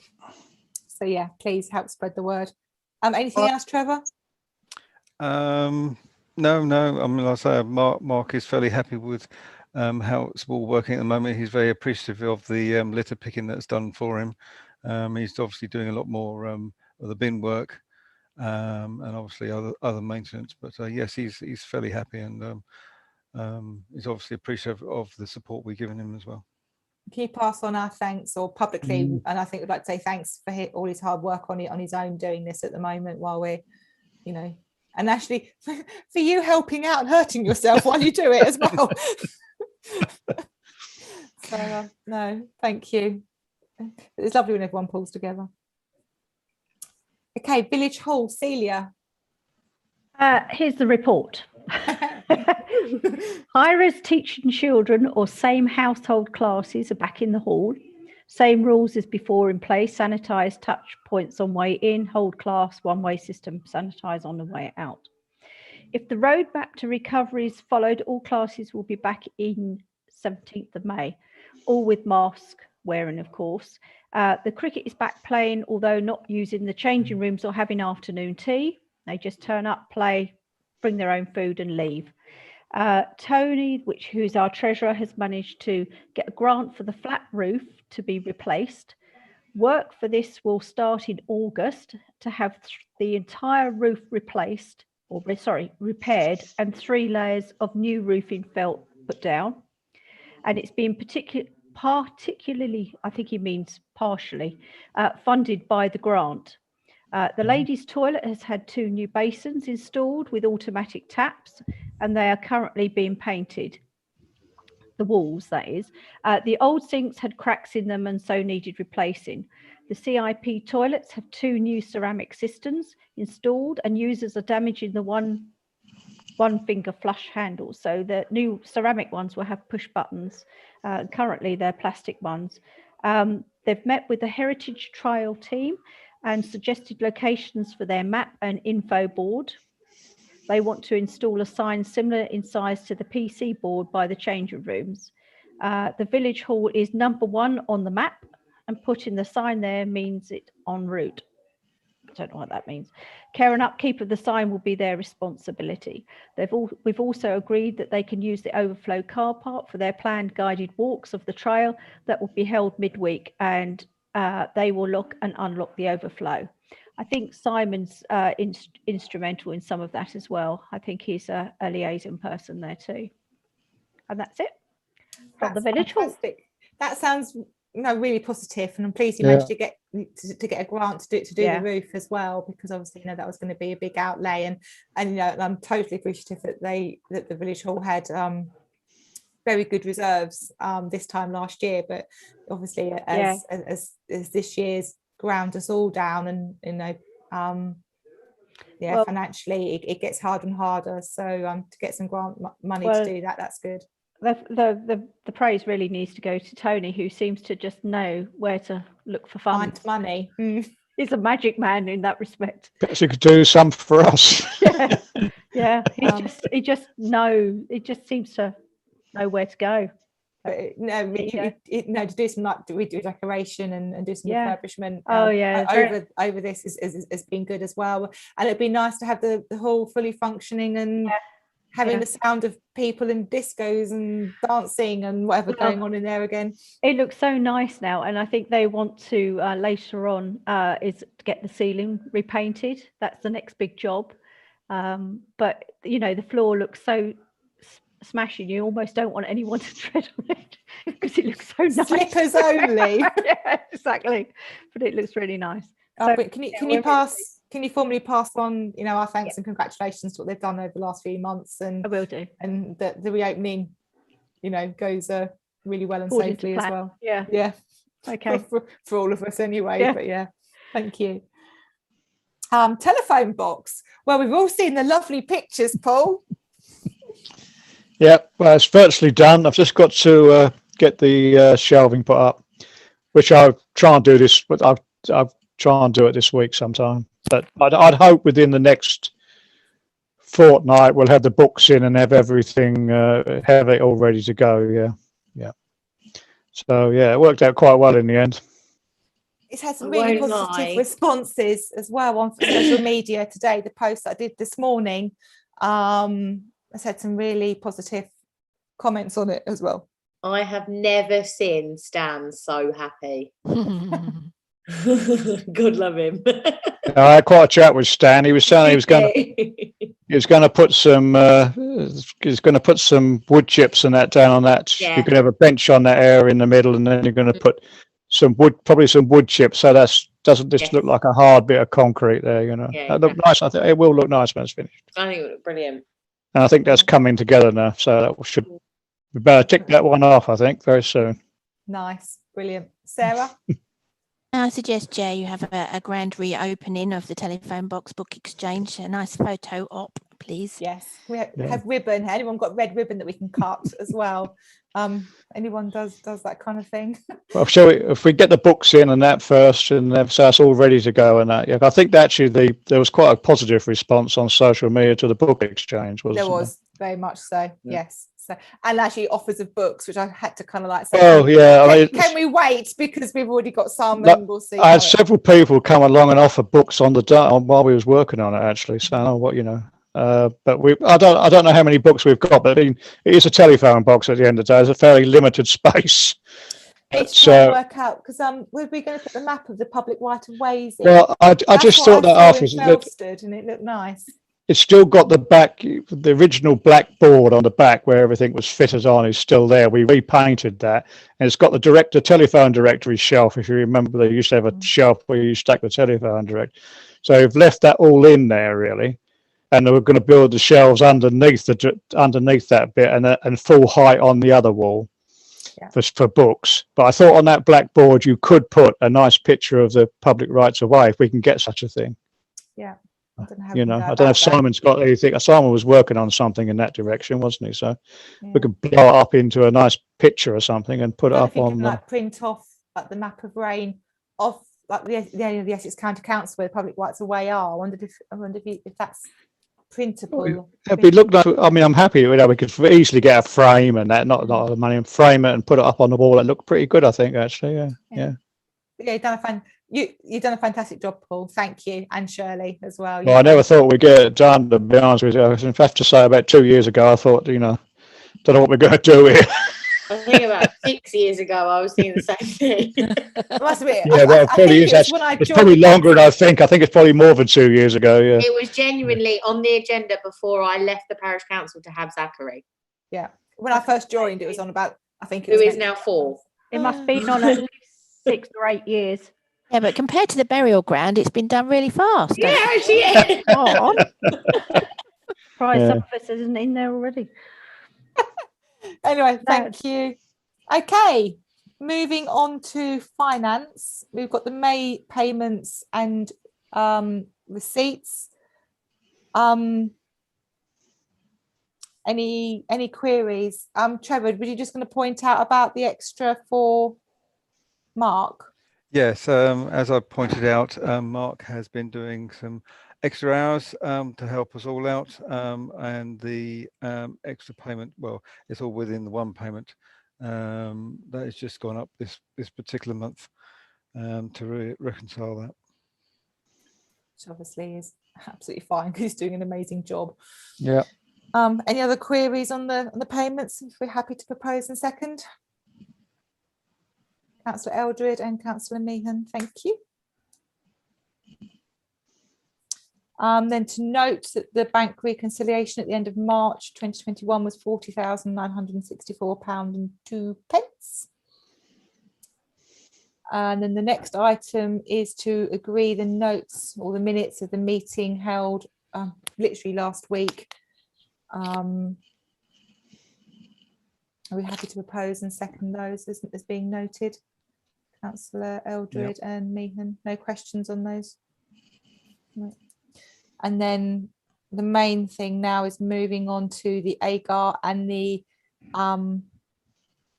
annual return and the internal auditor's report. I said this at finance, and I'm going to say it again in total, in recognition to Sarah and Jan. To get the AGAR, the annual return, done for me to sign off at this meeting in May has been a huge monumental effort. It doesn't normally happen this quickly because of the circumstances with virtual meetings, not knowing that we can or cannot have a meeting in June, meant that they really pushed the boat out to get to where we are today. Normally, we would see a draft version at finance, and then you would see it a draft version tonight. It would then go to finance committee again in May, and then you would have the final version in June. We have what you've got in your packs tonight is the final version.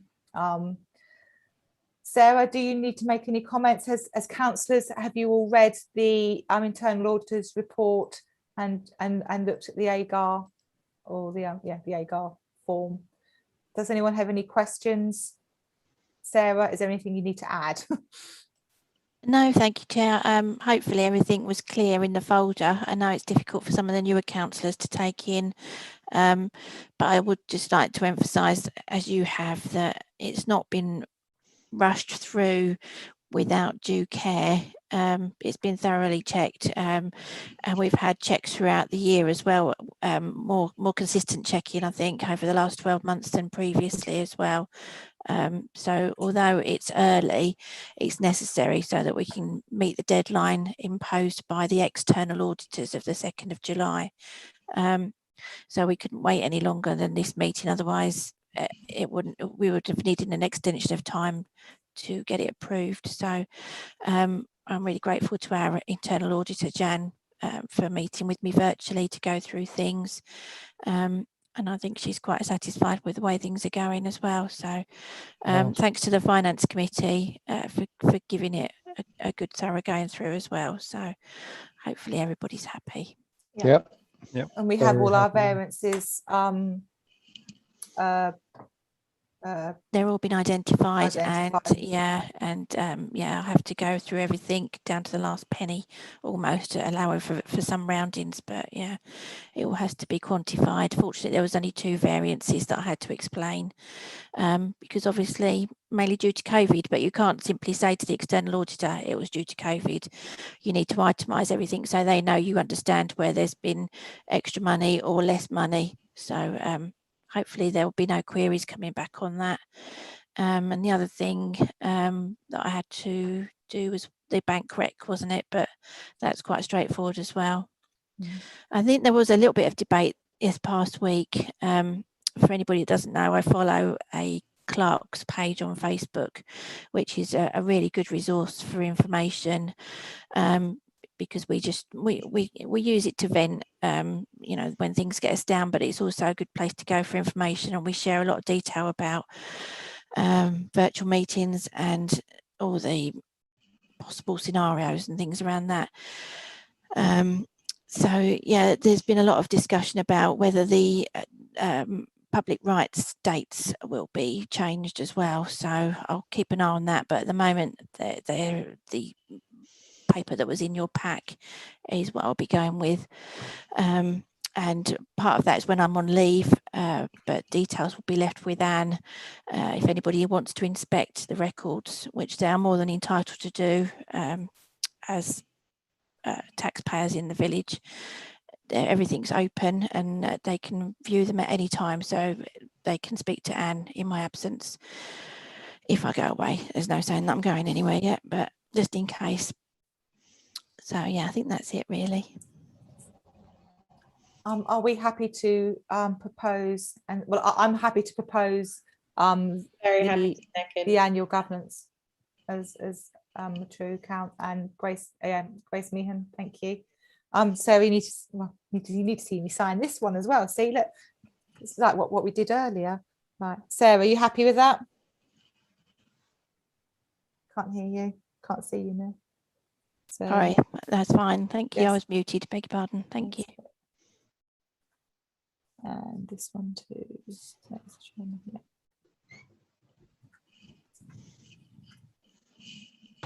Fantastic.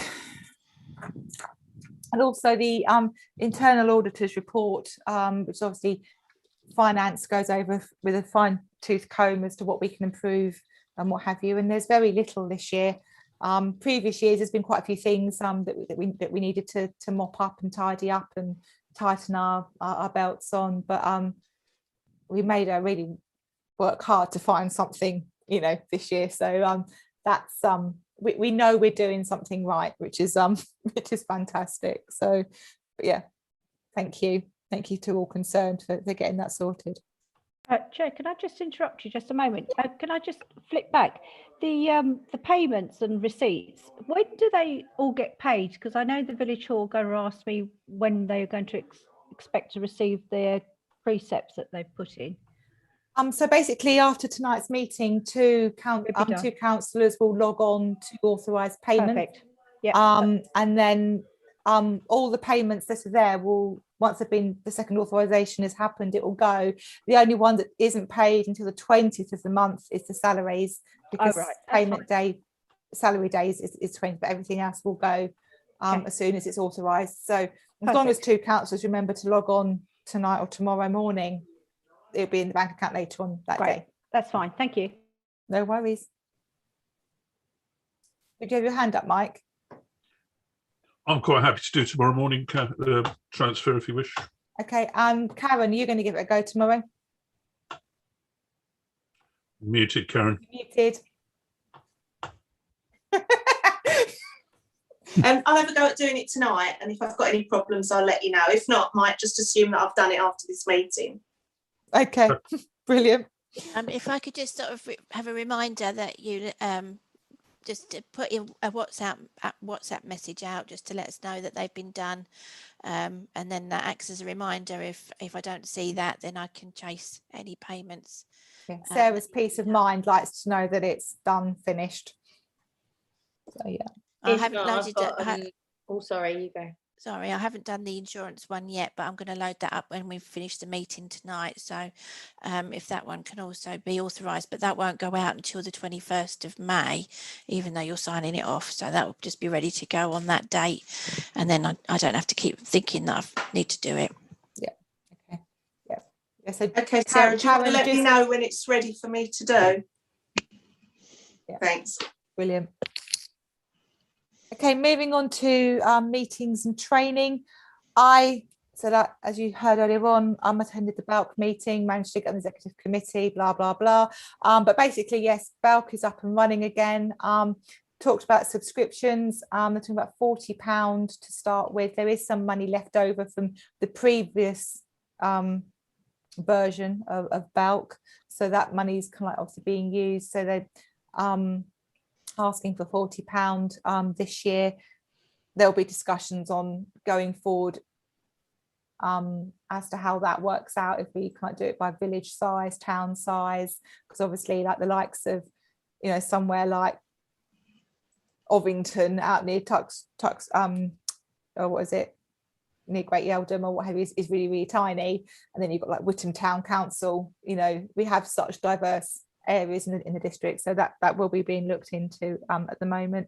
Financially beneficial, probably to be part of BALC. I would propose that we, when subscriptions do come out, that we do join, because we are united as a voice together with lots of different things.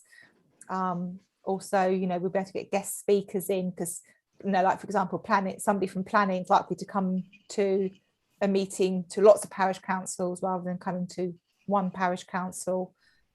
It's going to give us a network of chairs, clerks. So I think it is a beneficial thing to have. So I haven't heard anything since the meeting, so I can't really update anymore. Sarah, you had a meeting with the Friends of the Flitch?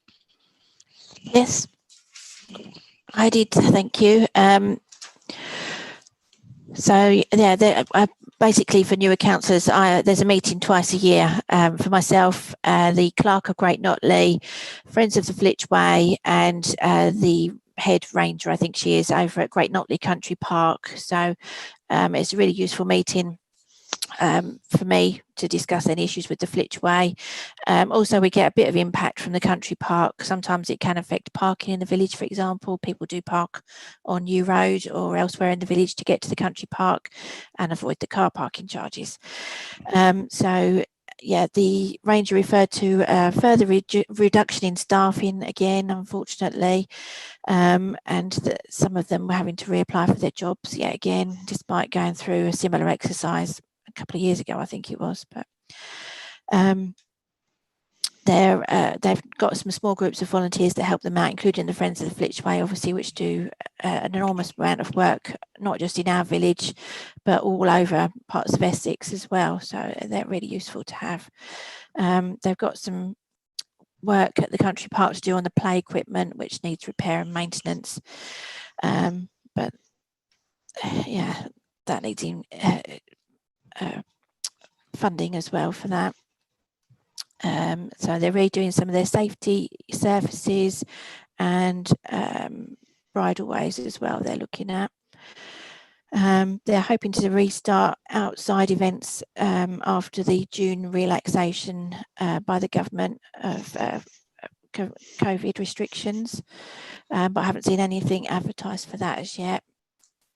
And I did raise the issue of the gates again.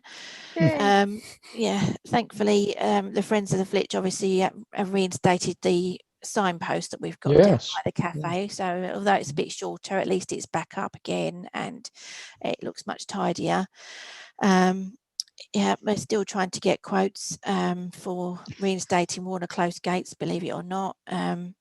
Unfortunately, it had to go in as 2 separate incidents because they were damaged twice. So I don't think that helped. And I've reminded them again that we've had this offer to pay for the excess. So, you know, I know it's difficult to ring fence funds like that when they come in, but at least it would offset anything when, you know, you get to the bottom line. But we're still waiting on that. So yeah, there was some more new information boards. I think the Friends of the Flitchway have now put those up around the station, and it looks really nice around that area, I think, particularly. So yeah, next meeting will be October time, I think. Hopefully we might have some gates Might have by some then. gates, yeah. We might get a quote by then. It's getting ridiculous. But thank you for the update. And obviously, I think Mike touched on it in wellbeing part, but yeah, he attended a youth conference, and the you're attending a dementia one as well. So yeah, going forward, this kind of like rolls on to the date of next meeting as well. So one big discussion really. Going forward, we would have had a finance meeting 10th of May, which is next week. We've cancelled that to all new finance members of the committee, mainly because the annual return is done. We don't need any more work to do, and we don't. There's no real point in meeting because there's nothing much more to discuss. Because we had to move the finance meeting to last week anyway, because of being in mourning for His Royal Highness. We then. Yeah, it's all too close. We didn't need that meeting. So the next meeting for finance won't be until I think it's the 19th of July. I think the date is. But obviously with the committee and our terms of reference, we do have the ability to agree things via email. So yeah, just for the newer members as well, Chair, the Finance Committee's dates are set with the normal calendar of meetings in November each year. So they are generally set a bit further in advance. But I think so this year they sort of followed the pattern of the previous year when we would have had the draft accounts in April and then approved them in May before they went to full council for the final sign off in June. But that's another reason why the meeting isn't required in May, because we've already gone through all that process. So yeah, and we can't meet virtually now. So this is going forward. Although the agenda says the next parish council meeting will be Monday the 7th of June, we can't meet anyway.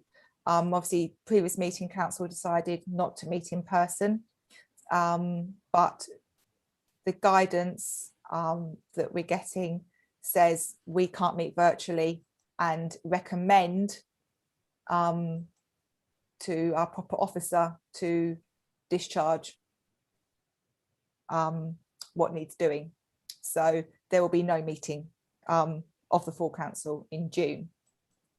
Therefore, the scheme of delegation that we approve tonight will be in use from now on until we meet 5th of July in person, because that will have to be an in-person meeting. Social distancing is meant to be relaxed. Obviously, nearer the time, we will have to look at and take into account what is happening and obviously what has been decided on the relaxation. And obviously that will be up for discussion or planning, obviously nearer the time.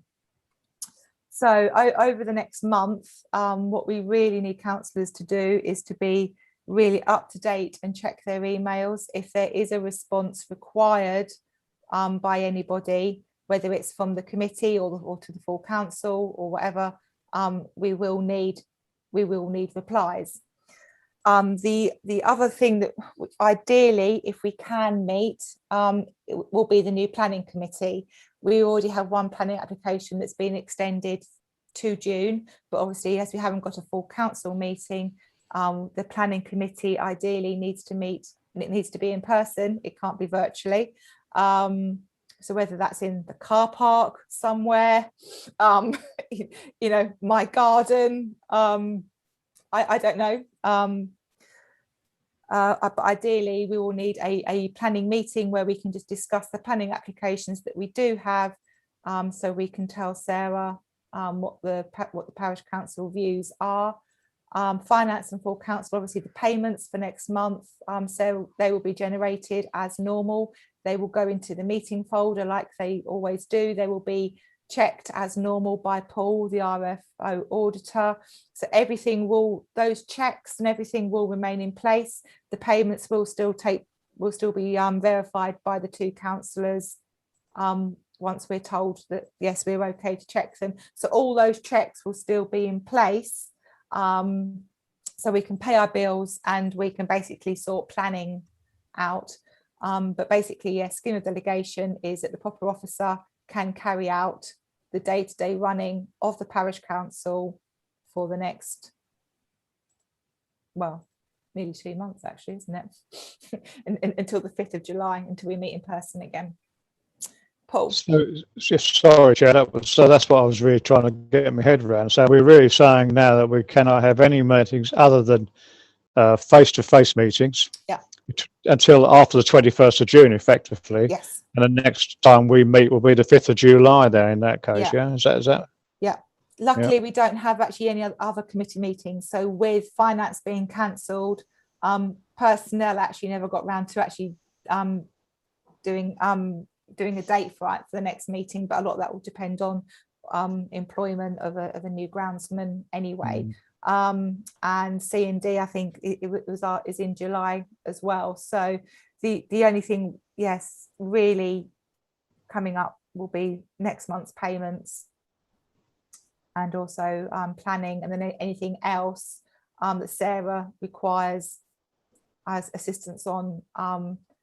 At the very least, she has to ask chair and vice chair, and obviously any committee that is associated, but most things will go to full council for people to reply and comment on. So yeah, the next few months, please keep on top of your emails and please respond to anything that you are asked to do. Please, even if it's just a quick one, I agree. We just need people, so we have a paper trail or an email trail of those decisions for Sarah then to act on, which will be ratified in July. Yes, just to confirm that that's what's happened, but it's the only way that we can continue to function properly until July, unfortunately. Mike. Yeah, thank you, Chair.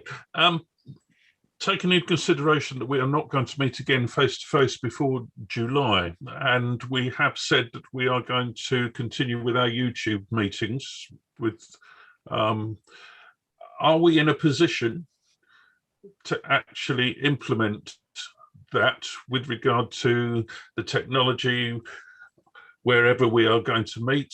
How are we going to monitor access to the public in a safe way? Because I can sure that people will still want to remain safe, as we are only going to be a couple of weeks after the 21st of June.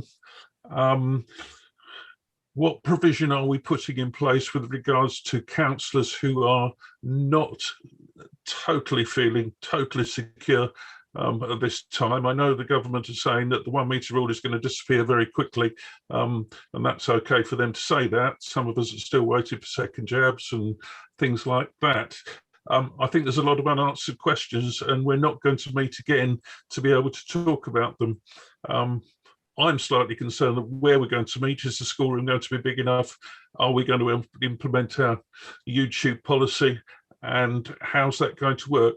Because there might be some expense, and if there's expense, then we need to get together, either the finance committee or the delegation or anything else. I suppose I'm throwing this over to Tom, really. I think we need to think about it while we're round the table, as we are tonight. I mean, definitely, we know it's difficult because actually, by the time the July meeting comes, there is no it looks like there will be no limitation. Exactly. So therefore, it puts us, again, all in a very difficult situation, because I appreciate there are people that are going to be wary. We can wear face masks, and if we need to try and and if people want to socially distance, we can try and accommodate that. With the choice of building that we use, we're going to have exactly the same problems as what I brought to council last month. Village hall, it will be in use. Scout huts in use. School, old school room may or may not be big enough, but then actually the guidance is that we'll be able to fit more than 14 people in there by the time we meet. Chair, So sorry to interrupt you, but Sunday I think at the village hall is an option. Our meetings are already set. Yeah, well, it's just if they could be changed, that's an option. No, you can't. We can't meet on a Sunday. Can't meet on a Sunday. It's not an official day. All right. Okay. Fair enough. So yes, I know people weren't fond of the church as a meeting place, and yes, it can have a whole can of worms for many reasons, because people won't think of it just as a hall to be able to meet in. I'm playing devil's advocate. No, and you are right too. Yes, our aim is that hopefully, yes, we can still live stream our meetings on YouTube, and I think Tom can answer that shortly in a moment. That we would hope to do that. There's not been any legislation to allow that, unfortunately, as yet. But doesn't, unlike BDC's meetings, they're live streamed, aren't they still? Yep. They are, but they're governed slightly differently to us. Okay. If we can, I think it'd be nice to live stream them, because obviously we do get a lot of residents, watching over at the meeting and over the month after the meeting. So that would be a nice thing if we can do and have the equipment to be able to do that. But essentially, we have to go back to pre-COVID. We have no choice. Yeah. They have not changed legislation, and they won't change legislation. And for whatever, and I agree, it's a ludicrous situation that we can't have hybrid, but we are being thrown back. Our next meeting is 5th of July. We are there in person. Chair, can I just ask? I've got a few things really. I mean, I presume therefore that Parliament will go back to meeting in person after the 21st of. I'm talking about the government. This country will go back to meeting in the House of the Parliament. I'm guessing yes. Well, they'd have to, won't they? If they expect everybody else to. Yeah. But also, just on a more local point. Obviously, people have varying degrees of concern, but as you say, after the 21st of June, technically, if things continue on the way they are, then there will be no limitations. So it will be difficult to say we can't have a meeting when there's no national limitations. But also, I'd like to say, up until then, because we're not meeting until the 5th of July, I presume that committee chairmen and things like, because normally the first committee meeting we would have of any committee, you would nominate a chairman for the year again of the committee. Yeah. Presumably that cannot be done, obviously, until we have those meetings. So we'll carry on as we are at the moment, presumably. But none of those meetings are happening in this time. We're not having any meetings now, so no. The only one that might need, the ideal one that needs to meet is planning committee. I was thinking of the nature reserve as well. I was thinking that might be, but of course we probably meet outside. That's a working group. It's a working group situation anyway. So, but the planning committee, which would be Russell, myself, Celia, Karen, and Scott. 1, 2, 3, 4, 5. Sarah, 6 as a clerk is. But then by then, actually, we're all outside. You can have up to 30 people outside. So if that means that we meet, kind of like outside, somewhere. Nature reserve. Yeah, bring a chair down to the nature reserve and a power pack for Sarah for her computer. yeah, if councillors, if we can at least get 4 of us together for that evening, just to run through the planning applications, that's what we need to get that done if at all possible. Karen. I was just going to say, in terms of the July meeting, I take your point that we go back to normal and we meet in person. But if there are 1 or 2 people that have got like medical concerns, wouldn't it be considered a reasonable adjustment specifically for those situations that they could join virtually because of a medical reason?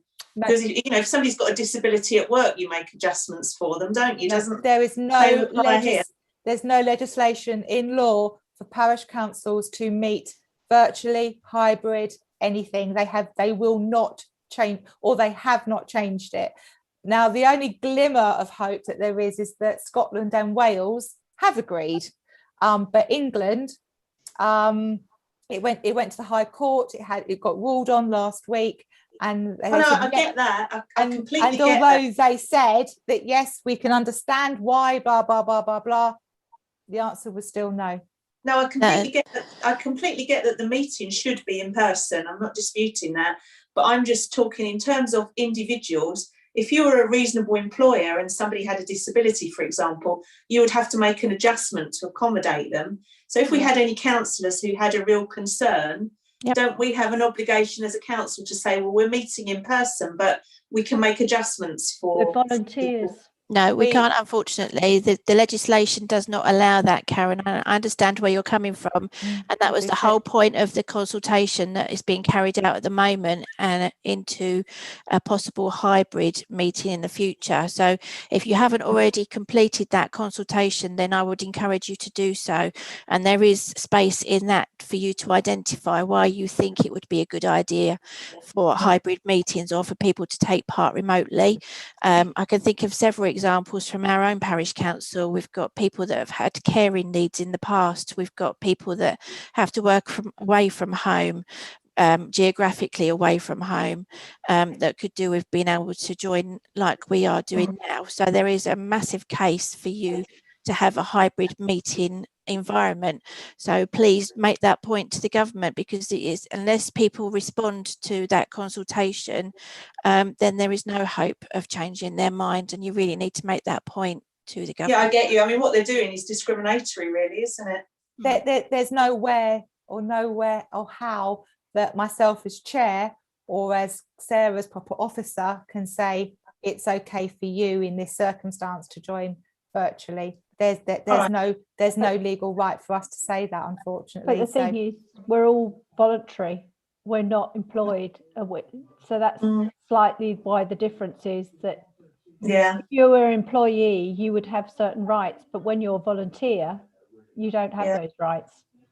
Okay. I think can I just say though, I think where you are required to attend an amount of meetings per year, and if not, you can be asked to leave the meeting or whatever. If you're somebody like myself, who lip reads 90% of the time, if somebody leaves, we say, oh, we're going to wear masks. I know Scott's in the same situation, he won't mind me saying.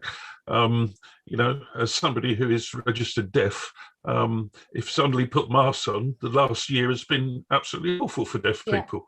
So I would have watched the film Sound of Metal. It's brilliant, but it's and I bring it up as a registered disabled person, and I do feel discriminated against.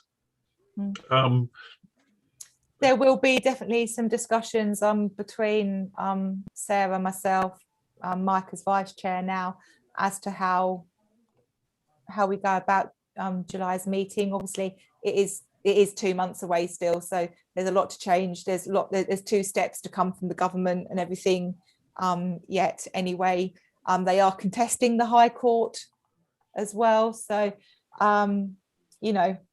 a lot. We know how much things are changing from day to day, week to week. So as it stands now, there'll be no meeting until the 5th of July when we'll meet in person. And we will work out how we can do that. We will ask councillors how they feel, do they want to socially distance still,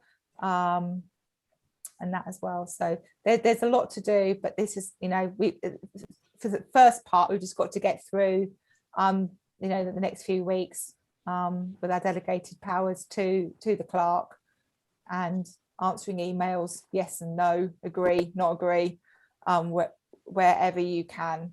And that's all I can really ask of you at this time. And I was only just going to ask, is there anything to stop us, is it wrong at all to discuss informally, virtually? In other words, discuss the various things, you know, informally amongst ourselves, virtually. There's nothing to stop you making the use of this technology to discuss things informally, but there wouldn't be an agenda, there wouldn't be minutes, and there wouldn't be resolutions. There is obviously going to be an issue here that we need to communicate with each other. It's not just going to be emails and things like that, but we need to communicate with each other between now and July, don't we? If we're only going to communicate by emails, it's going to be a pretty grim environment, isn't it? It is. And yeah, I mean, I think, again, perhaps like mid-June, when we know a little bit more what's happening and how July's meeting can work, I think, yes, perhaps an informal, unagendaed meeting, so we can all put our points of view of how that meeting wants to be set out. That's what I was thinking, yeah, something along those lines, yeah. So, yeah. I might need some guidance before that so that I can steer you in the right direction. Okay. You have to appreciate there's a lot of information for me to take in and try and disseminate as well to you all. Obviously, I have to take into account your safety, but I also need to plan ahead. You know, I'm already planning June at the moment, you know, what's happening there. So it won't be too long after that I start planning for July. And if I'm away, it just makes it even harder because I need to be super organised. Although I've got a very capable clerk that will cover for me if I do go on holiday. Mel Whiteside, most of you all know her anyway. She lives in the village and she used to clerk for the parish council many years ago. So she's more than capable, but for my own peace of mind, I have to get everything organised before I go because that's just the way I am. So.